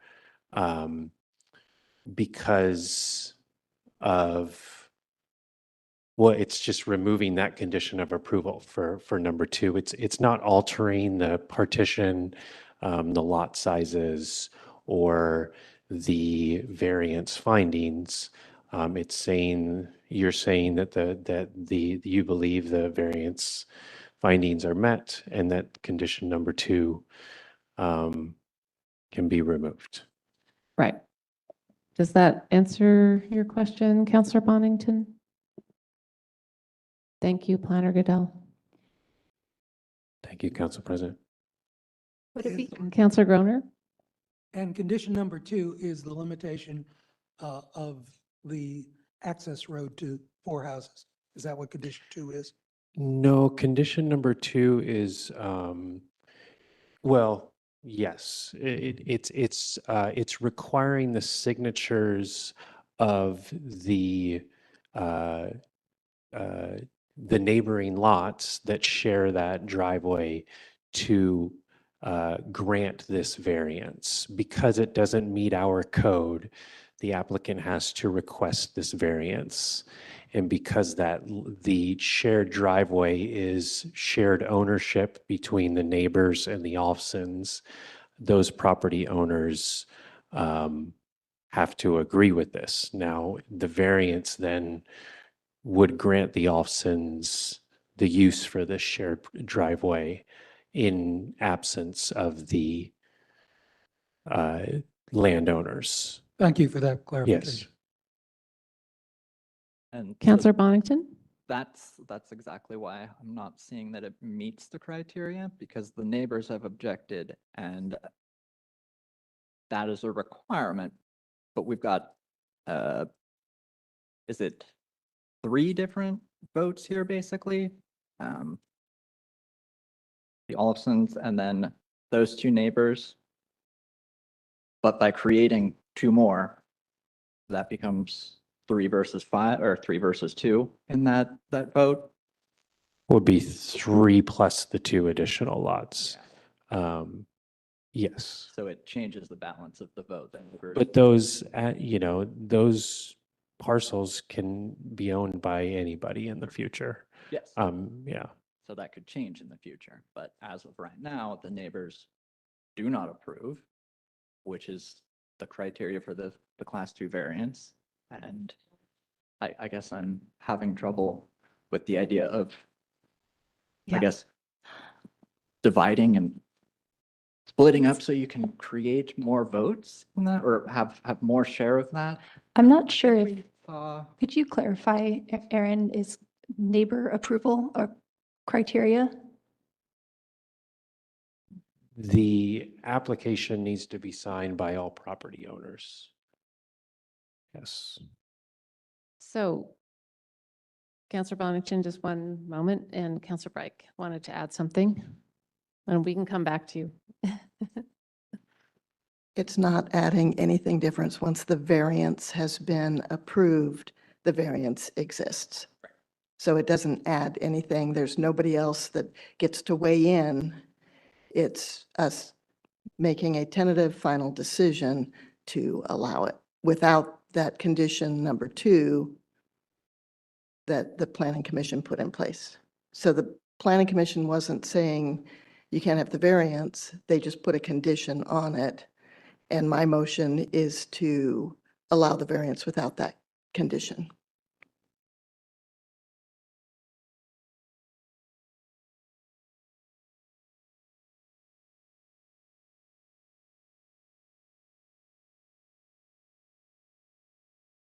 Did you have any other questions, Counselor Bonington?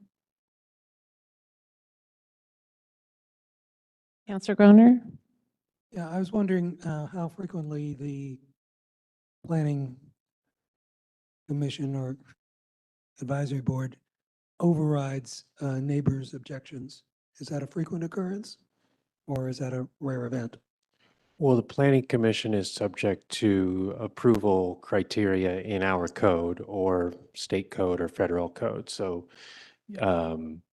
their decision should be based in those, code findings. If neighbors disagree with, current laws on board, it's our obligation, number one, as staff to present those rules to the decision makers as yourself, so that the city can abide by those rules. So I don't know, I can't give you a percentage, but, I deal with neighbors that don't like something their neighbor did very regularly here at the city. And there's rules in place and there's private landowners and there's certain laws and rules that allow you to use your property in certain manners. So the Planning Commission, yes, very likely has approved against, displeased neighbors. But hopefully it was because the code or the laws of the land said that they, the application met the rules. And so the Planning Commission approved it.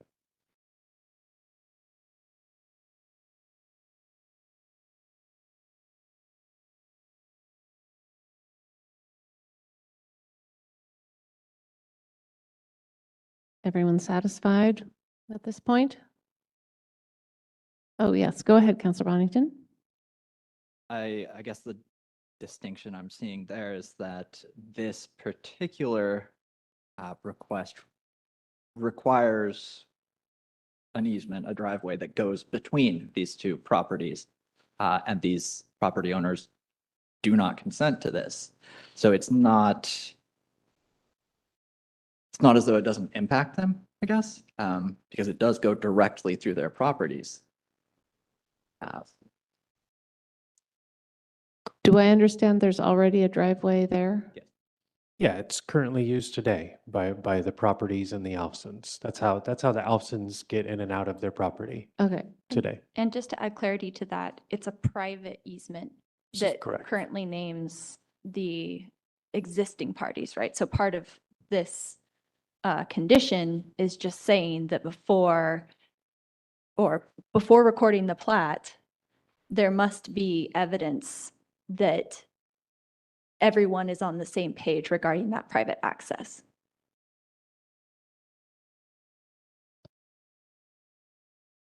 And they are not on the same page currently. So that.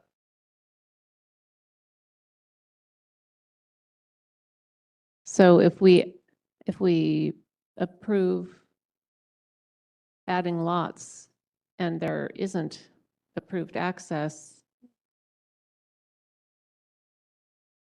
how will that work?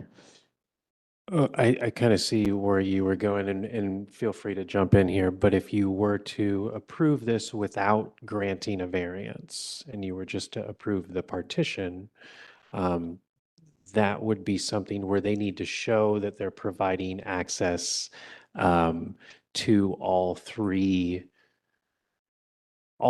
of their lots, where their existing home is, and then the two new homes. And if they could show that, then it would be granted by right. Put another way, you would have to the applicant would need to, or you would need to point to evidence in the record of how the applicant demonstrated access for the 3 lots in a manner that doesn't involve a private access road.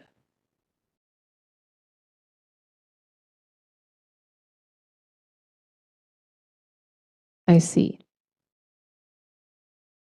Well, did you get your questions pretty much satisfied? Counselor Bonington, yes, okay. Shall we call to question and take a vote on the motion at this time? Counselor Groner, Yes. Counselor Bonington, No. Counselor Wright, Yes. Council President Baumgartner? Yes.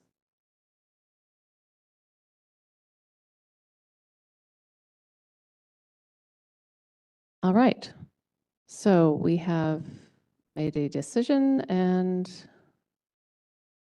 now do we need to proceed with any other aspect of the hearing itself? Just continue with the script to the next. Oh, the stage. very end. So yes, okay. We'd like to thank you all who have testified and your comments have been helpful. If you would like to appeal this decision, you must appeal to LUBA in accordance with LUBA's rules and any applicable provisions in the CDC, Community Development Code, that is. And that is all. Thank you. And I think we can should we take a brief recess and we'll let the mayor know he can return. Thank you. Thank you, Council.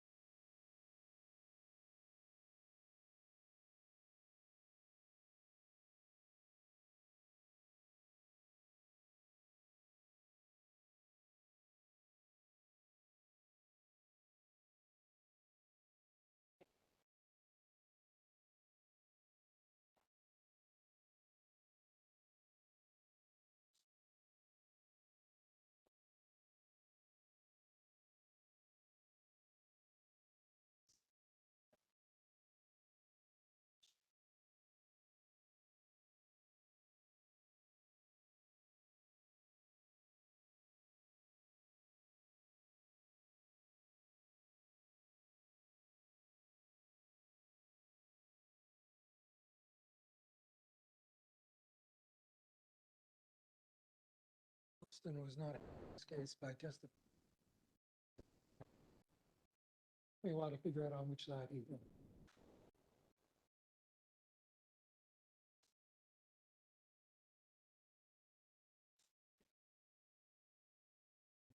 So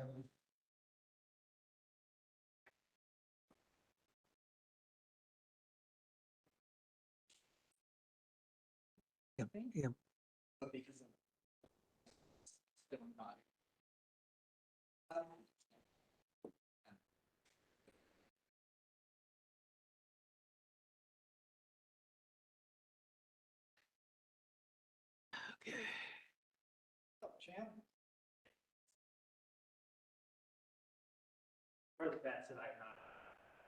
Yeah, we voted to impeach you while you were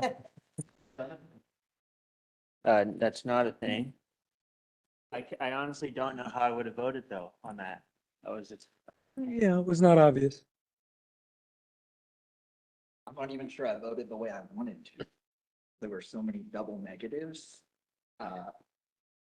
Voted against you voted to approve the variance. Yes. The application. Well, it was 3-1. 3-1. You voted against that. Yeah. Voted to kind of side with the competing neighbors. My thoughts were that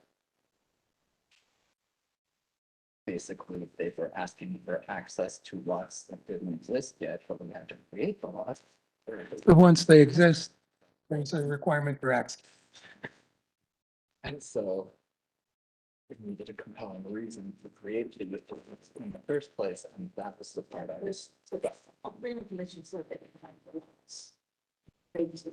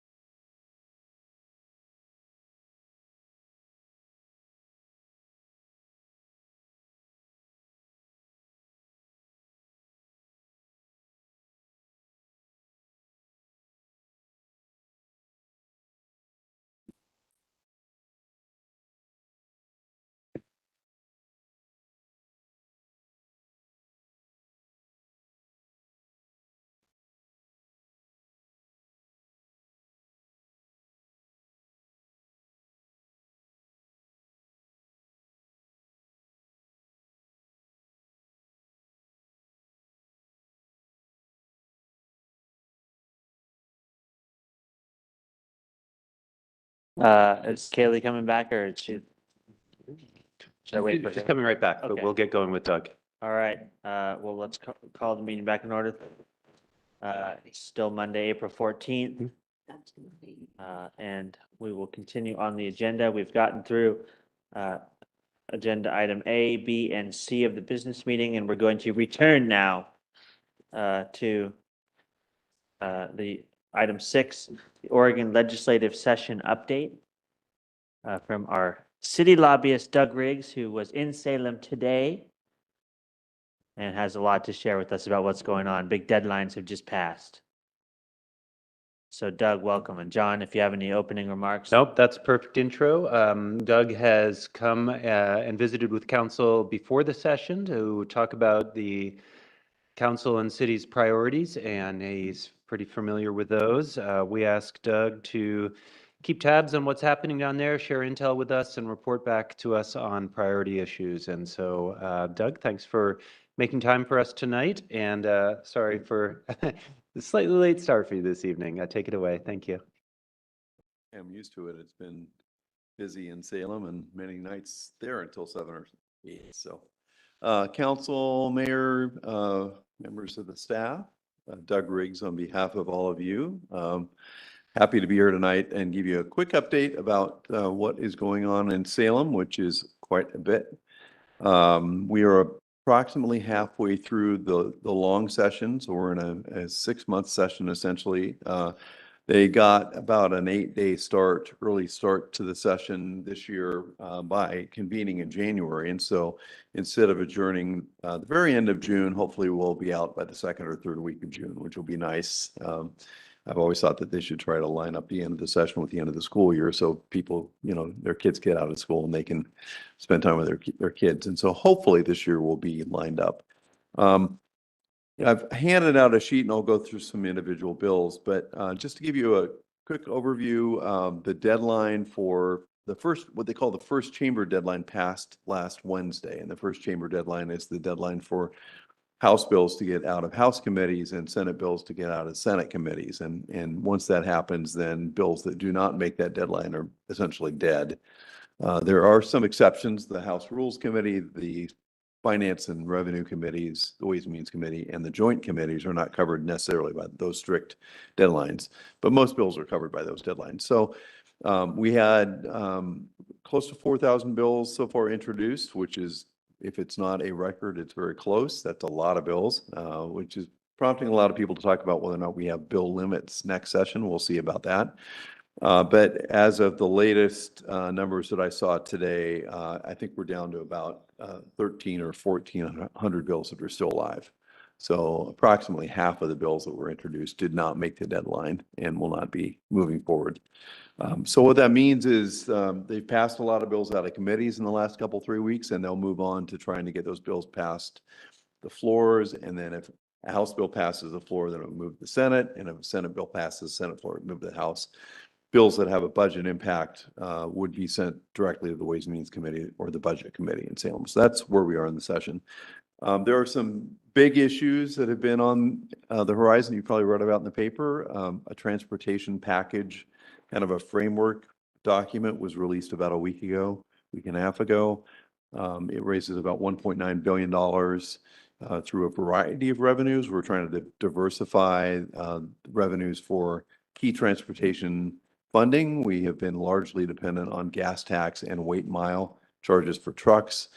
Recent court decision kind of throws the weight mile system into some fluidity or chaos. And so this attempts to level out the funding sources for transportation over a variety of different funding sources, including an increase in the current 0.5% state fee on sales of new vehicles to 1%, increases in the gas tax over a 4-year period of time, titling and registration fee increases, as well as a new road user fee that would go into effect first on electric vehicles, and that a miles driven fee that would be a flat fee. And then it would also be imposed eventually on delivery vehicles and then eventually high efficiency vehicles to try to make sure that everybody is paying something. I think that's the goal.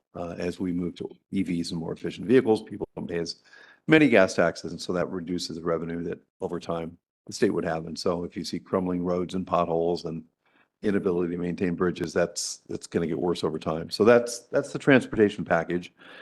Some major controversial issues, including Senate Bill 916, which is a bill which would allow public employees to go on strike and then collect revenues out of the privately funded unemployment trust fund, which has been established over the last few years. Now it's about $6.8 billion. That's been very controversial. Passed the Senate last week, moves to the House. I'm sure you'll see more of that. And then another big thing that's happening is the Ways and Means Committee going on the road. They've been having what they call road shows, going out to communities and hearing from the public.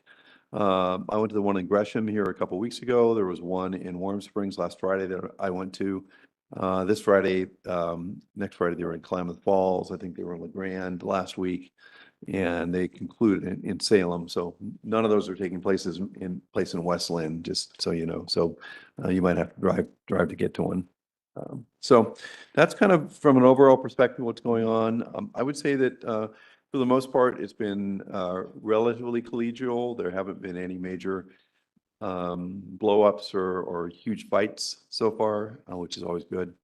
But it has been very busy with the number of bills that have been out there. What you have in front of you is a list of a few of the bills that John identified that we've been tracking for the city. Go through these relatively quickly and then take any questions you might have. Jurisdictional transfer obviously is a key issue for the city, thinking about Highway 43. There is going to be a process in place for ODOT to consider applications for cities that would like to engage in some sort of discussions about jurisdictional transfers. You remember 82nd Avenue was one of the ones that came up a couple years ago. Hall Boulevard and Tigard has been at the top of everyone's list. Highway 43 is another one. And I would anticipate that in this transportation package, there may be some discussion of how funding might be used for, the kind of upgrades that would be necessary to get a state highway to the point where a city would feel comfortable taking it over and maintaining it from that point forward. So that's something to keep an eye on. Recreational immunity has been a big issue. This, I would say, is the least controversial episode of recreational immunity that I've seen so far. Senate Bill 179 has passed the Senate. It's on the way to the House. We are feeling pretty confident about the ability of that bill to get through. And that really is just a fail-safe. If cities cannot get insurance to cover the any liability from parks and public spaces, then they have no choice but to close those spaces or raise taxes, on local residents. So I think we're going to get to a resolution on that. One of the things that we were tracking is the imposition of more middle housing mandates on cities. As you recall, House Bill 2001 was passed 3 years ago. It's in the process of being implemented. It's being scaled in. The League of Cities and many cities were saying, hey, we are just trying to do what you told us to do in the last 3 or 4 sessions. Give us a little bit of a break. So, we only have limited staff and many cities are in compressions. So it's awfully difficult to move forward. So a -6 amendment was adopted to House Bill 2138 that I think most of us feel fairly comfortable about. We can certainly provide you a copy of it. I'm sure staff has taken a look at it. There is a big issue that I'm sure all of you heard about, the Willamette Falls locks right down the street. And House Bill 2574 is a bill to provide the second set of funding for that project. And a number of you have been down there lobbying on that issue in the past. The Locks Authority, I think, has done an excellent job of communicating the importance of completing those upgrades, making sure we're putting into place the construction dollars that were allocated 2.5 years ago, and then finishing it up, make sure we're getting an effective use of our tax dollars, and then reopening the locks for both recreational benefit as well as for commercial and for seismic benefits going forward. It is a tough financial time to be asking for money, but I would argue that since the state has already invested half of the money the state share. It would be a mistake not to finish the project. If you delay the project, of course, construction costs go up dramatically. So it would be a mistake to even delay, say, 2 years because you're increasing the cost. And the Locks Authority has done everything that the legislature asked them to do. So I'm very hopeful that that'll pass through. There is also another funding request, the Willamette Falls Trust, I believe is your organization. And I have not seen anything actually in writing or a bill to this extent, but reportedly they are asking for $75 million for land acquisition. And it might be out of a different type of bond. It might be out of general obligation bonds instead of lottery bonds.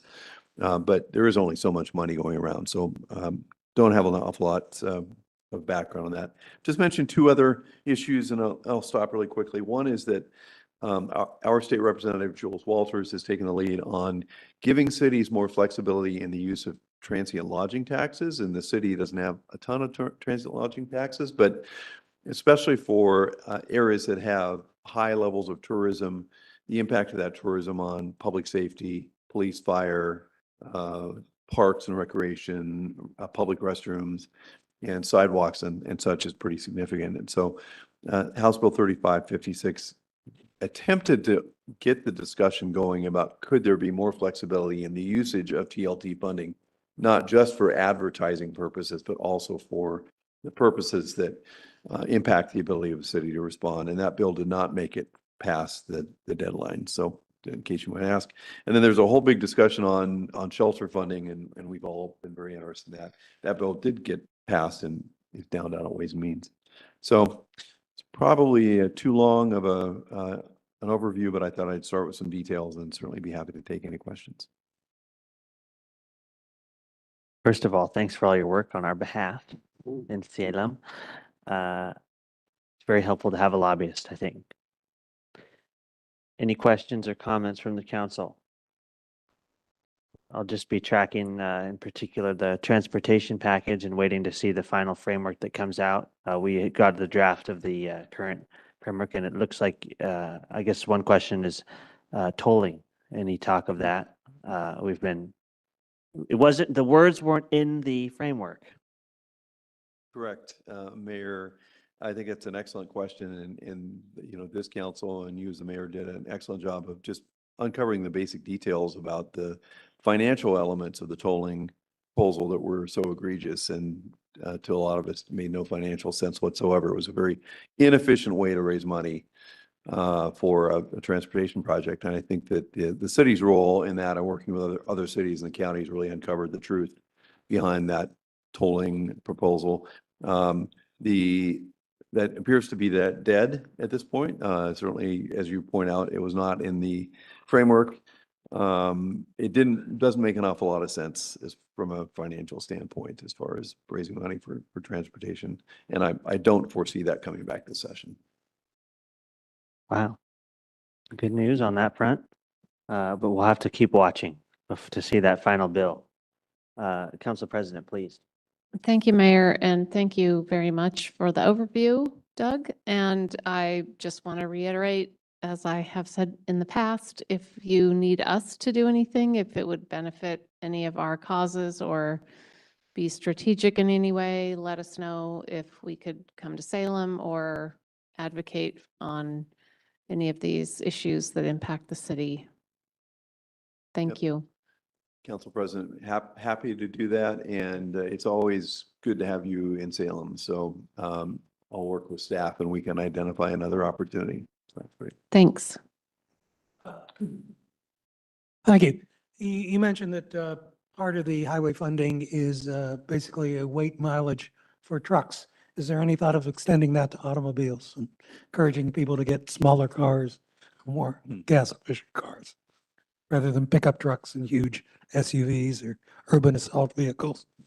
Councilor, good question. In a way, the gas tax does penalize people who have larger vehicles. You pay a higher tax only because you're buying more fuel. Although, as for instance, an electric Ford Lightning pickup, weighs what, 7,000 or 8,000 pounds versus 5,000 or 6,000 pounds for a gas vehicle. So I know that they are trying with the larger, heavier electric vehicles to have them pay something more akin to the impact that they have on the roads. But I don't think there's been any proposal that I've seen to impose a higher, say, a weight mile type of tax on individually owned vehicles. Just the delivery vehicles and the 18-wheelers and the larger trucks. Turns out that the impact on the roads is the fourth power of the weight of the vehicle. So it makes a big difference. Thank you, Counselor. I'll just say, any comments from Counselor Bonington or? Okay. Well, I'll just make one plug to continue to monitor House Bill 2161, which is related to the jurisdictional transfer bill. I think it would be very helpful if the state had a set process for funding for those kind of things because like Tigard, I've told my council colleagues this and just want to make this statement that Tigard, I think they're requesting like 40 or 50 million dollars in funding for Hall Boulevard. And if they're able to get that kind of funding and the cities can kind of line up to get that kind of funding to get their highways up to par before we transfer it. Like if we could get Highway 43 through that kind of thing, that'd be awesome. And I've been concerned. I've been in contact with the mayor of Tigard. They've said, oh, it's not been happening. The bill's not been moving. So I'm happy to support their bill for the sake of getting a process in place for funding. If it's like something that gives an ongoing like annual commitment or something like that from the state. Because one of my concerns is if they're not funded this session, there's going to be a huge line of folks that get in to try to get the jurisdictional transfer funding. And just to repeat, I've said this on my State of the City video, it hasn't come out yet, but we're not going to take that highway over. We're not going to take Highway 43 over unless we get a substantial financial commitment from the state. It's not something that we do for anything less than, I'm not even going to put a dollar figure on it, but tens of millions of dollars to bring it up to par. There's been some, I think, confusion out there that we're just looking to take it over for very little or something like that, and we would not do that. But we do need there to be a process to do that and get that funding. So anyway, long-winded, but I want to just plug that because I think it's a way for cities to get substantial investment in their highways while at the same time reducing the regulation and cost of city projects. So anyway, I step off my soapbox and open the floor up to the rest of the council if they have any other comments. I see none. City Manager Williams, you've been doing a lot of legislative tracking. Anything you'd like to raise, and we can move on. No, we're just happy to have Doug down there representing our interests. The volume of bills he describes makes it very, very difficult for an amateur to follow. And so we really do rely on not just Doug, but the League of Oregon Cities and all of our professional organizations and network connections. It's rare that a week goes by in session where I don't hear about a bill that I'd never heard of before or never focused on before. It's not just the way the bills start, but it's also the way they evolve. So Doug, I appreciate your work and echo Council President's offer. We're available to help, and I use the word help specifically. Absolutely, and I know the Council President did a great job with former Mayor Axelrod and others down advocating for the locks bill just in the last couple of weeks. So great job, and I'm happy to schedule some time to go down soon. So with that, Doug, we will dismiss you for the evening. Thank you for being here and waiting for to give us the update, and we'll obviously be in touch. And councilors, obviously you can reach out to Doug anytime with questions or thoughts on the city's legislative agenda or what's going on in the session. I know traditionally he emails the city manager and myself, but just you have his contact information, can always reach out. And we could even go down together. So thank you, Doug. With that, continue on. We've got one more item on the agenda. We have completed the public hearing. We completed earlier in the evening the intergovernmental agreement and the Waterline replacement award. So we're on to 8D, the 2025 planning docket projects. Mr. City Manager, please take it away. And Darren, thanks in advance for staying with us this evening, late into the night. Thanks. All right. Thank you, Council, for having me. Again, Darren Wise, the planning manager for the record. I have a very short presentation. It essentially just recaps the agenda bill and then the proposed docket that was sent to you in your packet.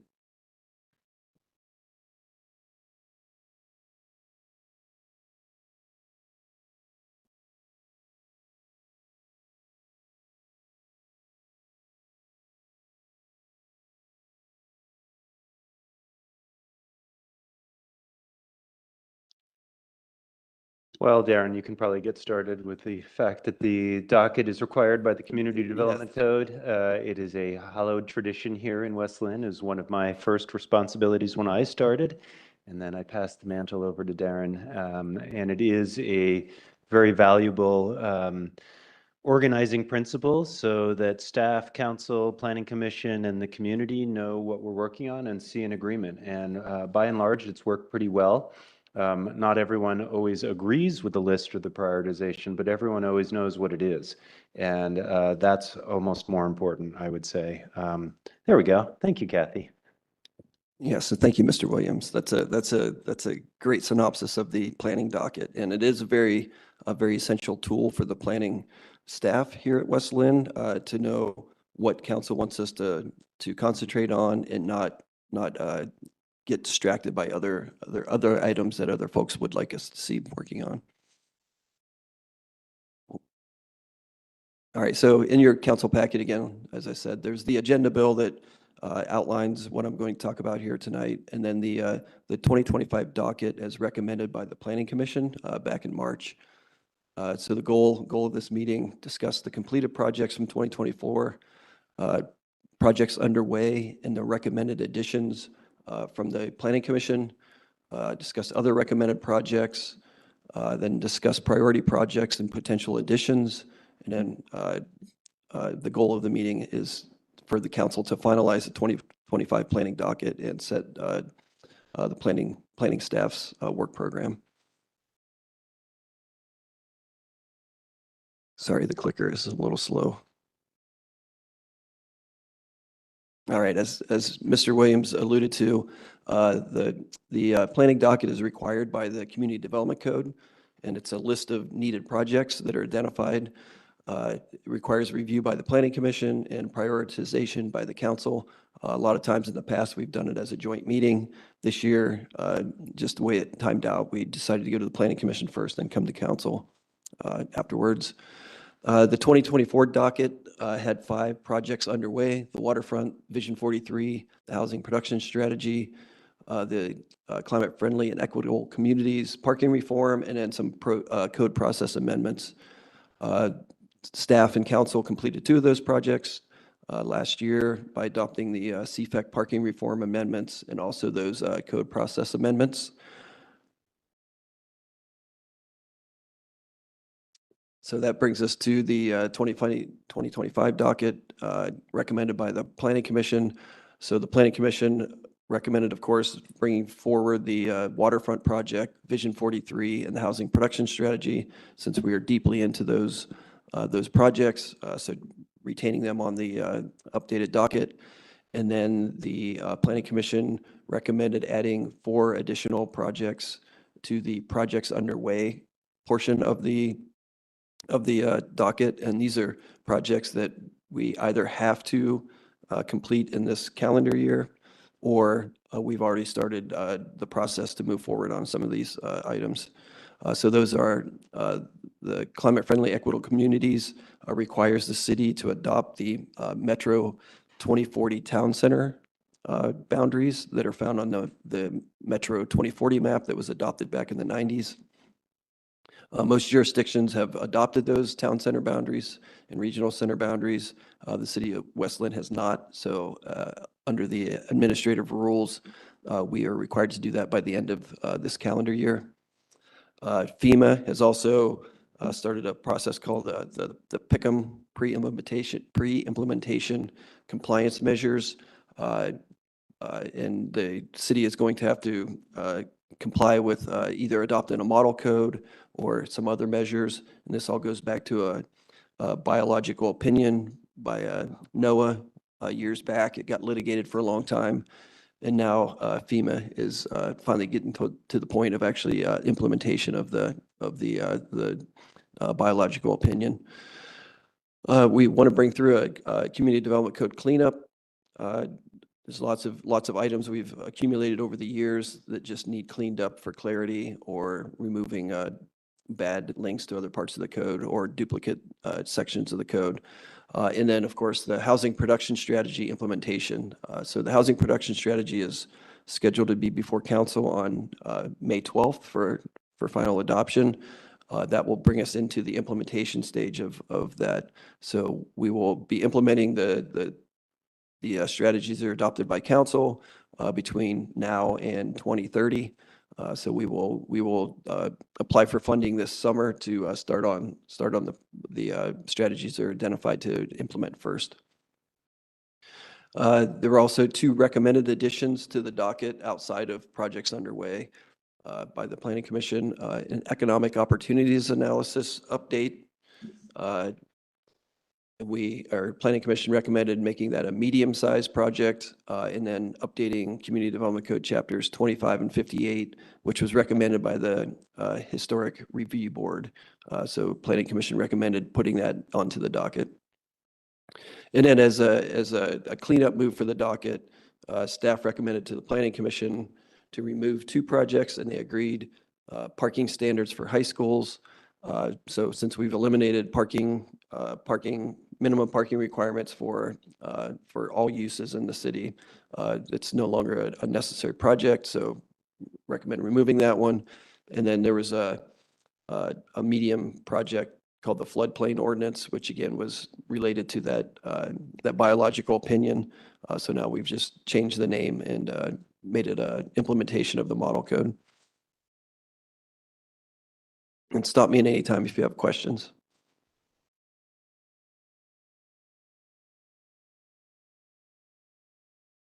All right, so staff recommendation is to set the planning docket as recommended by the Planning Commission. So adding those 4 additional projects underway, and then the EOA and the chapter 25 and 58. We also would recommend actually moving the EOA to a prioritized project. There are grant funds available in this legislative cycle. So we are pretty confident we can get funding to update the EOA. The existing EOA was adopted in 2016, so it used a lot of data from 2014 and 2015. And as we all know, the pandemic happened, which changed the way a lot of folks work now. So it would be a pretty good time to review the EOA and what the recommendations and the forecasted employment needs were at that time. It would also help inform new mixed-use zoning that's being proposed along Highway 43 with Vision 43, and then eventually with the waterfront area. So it will help inform what uses should or should not be allowed in those mixed-use zones. And also will align with the housing production strategy work, because we will be looking at rezoning properties. So this might be a good tool to utilize along with that work. So again, what we're looking for tonight from council is direction on whether the projects underway as recommended to the Planning Commission should remain. Additions or removal to prioritize projects. So again, we've recommended adding the EOA, but if there are other projects listed on the docket that should be prioritized, this is the time to let us know. And then again, additions or removal of any listed projects that may not be necessary anymore. So that was my brief synopsis of the agenda bill, and then the proposed 2025 docket. It's recommended by the Planning Commission. So entertain questions. Thank you. Great presentation, and glad we're talking about this again. This is one of the more important things that we do, is adopting this planning docket with all that we want to accomplish from the city planning perspective. Councilor Groner has a comment or question. Yeah, do you want to please, I appreciate your presentation, but could you say a few more words about CPEC Metro 2040 and what's contained therein? Yes, absolutely. So if you look at the docket, it's on page 4. Yep, there it is. Page 4 of the docket, the third or the second bullet point down, sort of gives you a little more of an explanation of what it is. But the Metro back and Mr. Williams could probably talk about this in way more detail than I can. But in the mid-90s, Metro and all of the cities in the Metro region agreed upon the 2040 plan, which set a map that identified regional centers, town centers, main streets, transit corridors. And that's where it was intended to drive development, more dense and urban development to those areas. They also adopted a functional plan that set some rules around different aspects of the 2040 plan. So essentially, at this point, the city wouldn't be required to do any changes to codes or zoning. It would just be the first move of adopting those boundaries. And once you adopt those boundaries, if you do certain projects, that makes you eligible for funding from Metro for studies and projects in those areas. And correct me if I misstated that. Yep. All right. Yep. So it will first make us comply with CFEC. And then secondly, will set us up. The Bolton area town center is actually in the Vision 43, area. And then most of the Willamette Town Center is within the taxing and rent financing boundary that was adopted by council a couple of years ago for the riverfront area. Does that answer your question, Councilor? Thank you. Thanks. Yeah, and if you had more questions, feel free to reach out to me and I can get you more information. Appreciate it. Just jump in with a question and comment on the tree code. This might be for you, this might be for John, but I've noticed on our tentative agenda, there's been some discussion of the tree code, and I wonder kind of what potential updates coming from the process underway with staff, and I think it's Director Big John, and like how does that compare to what's described on the planning docket for the larger tree code project? Yeah, so the Parks Department is in charge of issuing tree permits outside of the development process. And all the rules are in the municipal code. So the Parks Department is working with the city attorney and looking at improving the code language in the municipal code around tree removal permits and how they're issued, how they're regulated, and some other of the finer details around that to clarify and make it more clear for applicants looking to remove a tree outside of the development process.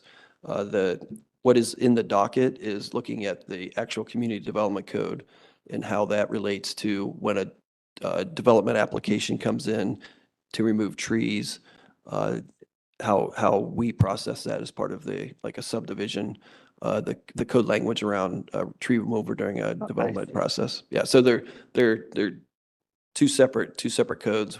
What you're going to be looking at is the municipal code as it relates to the tree removal permits, and then the docket is focused on actual development. Because I've heard a lot, I bring this up because this has been one that we got an email from Merrillhurst Neighborhood Association about this.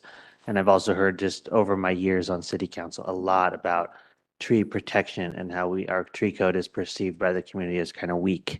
But then when it comes to protecting significant trees, but then it always comes back to the amount of process it would be to actually update the tree code and what that would take. And I've heard it's, as this describes, very significant. So I'm interested in looking at prioritizing it or talking with everybody about it on city council and the community and staff. But I wonder kind of what the budget impact is. And I don't know if we can decide that tonight before we approve the docket, but it's something that I'm interested in talking to everybody about because I have heard a lot about it in terms of the tree code and problems with it.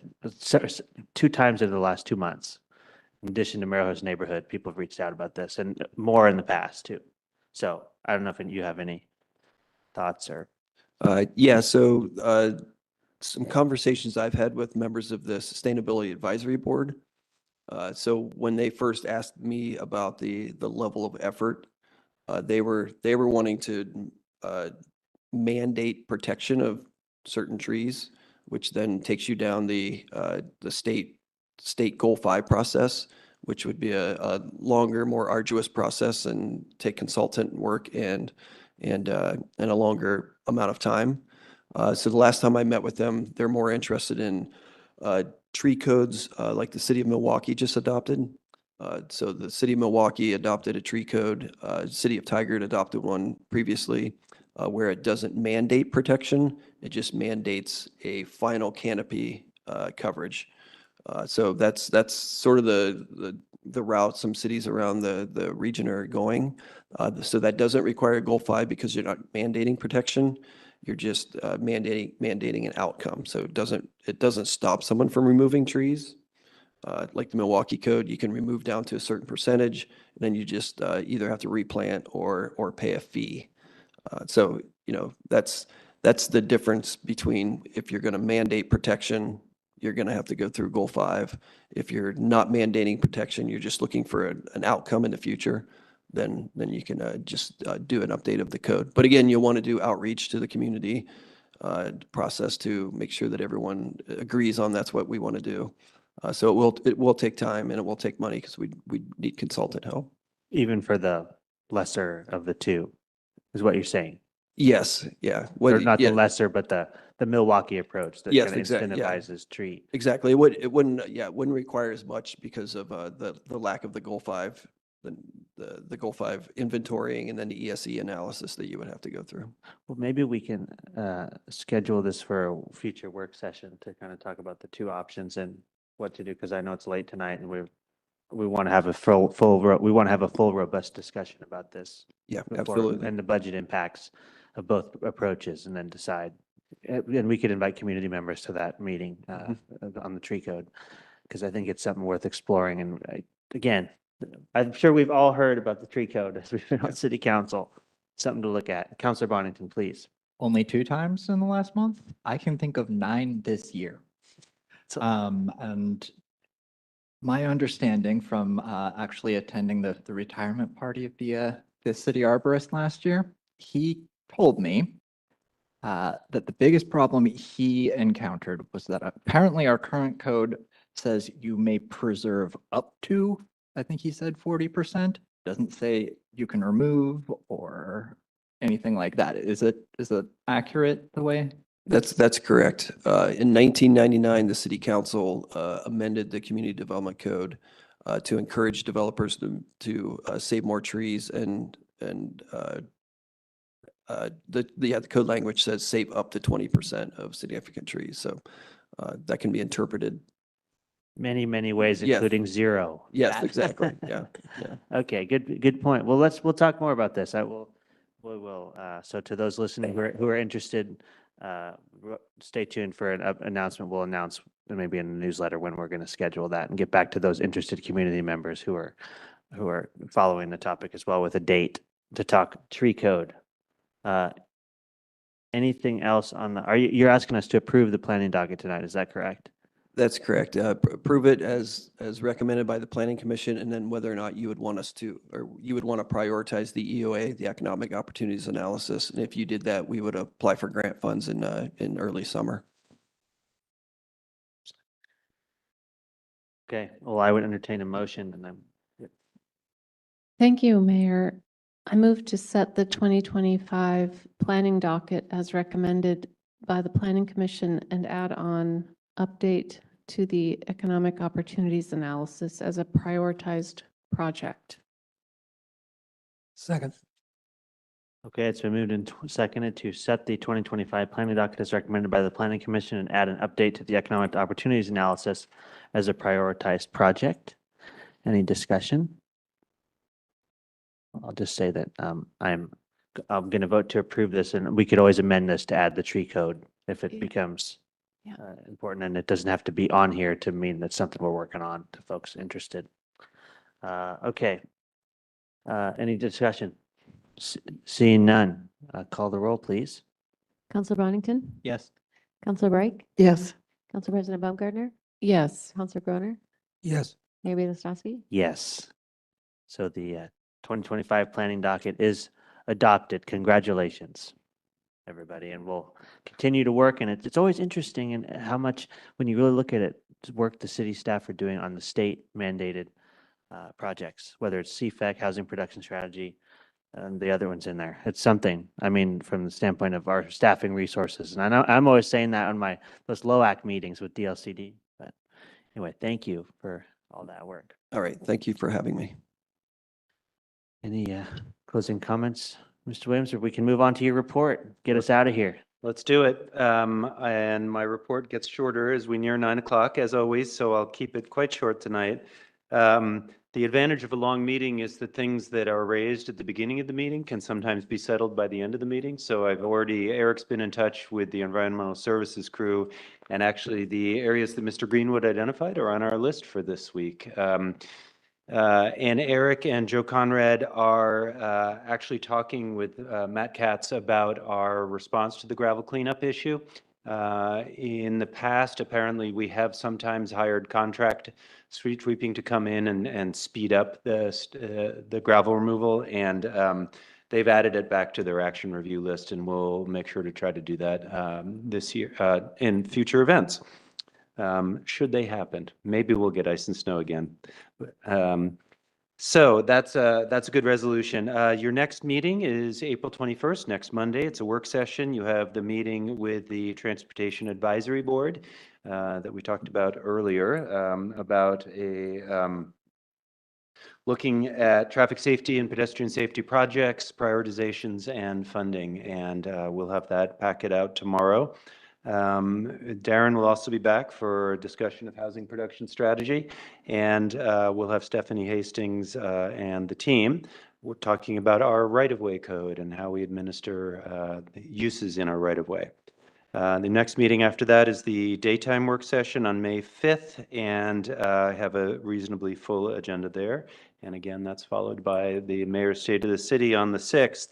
I was going to talk at length about all the lovely volunteer opportunities our community members have this week, but I won't do that in consideration of the hour. I will just say community grants are due April 30th. We have $25,000 available. Typically, we get 10 to 20 awards. We have gotten a number of applications, but if you know of organizations that are interested in community grants, please encourage them to apply using the forms on our website. And at the next meeting, I have a few other updates that I'll pass along, but we'll call it good for tonight. You don't want to do it now? Okay, all right, thank you for asking. No, At the I'm library. I'm just kidding. Yeah, okay. It's a late evening, everybody, and thanks to everybody for their work tonight. And we are adjourned unless there's anything else for the good of the order. All right. Thank you, everybody. Adjourned. See you next Monday.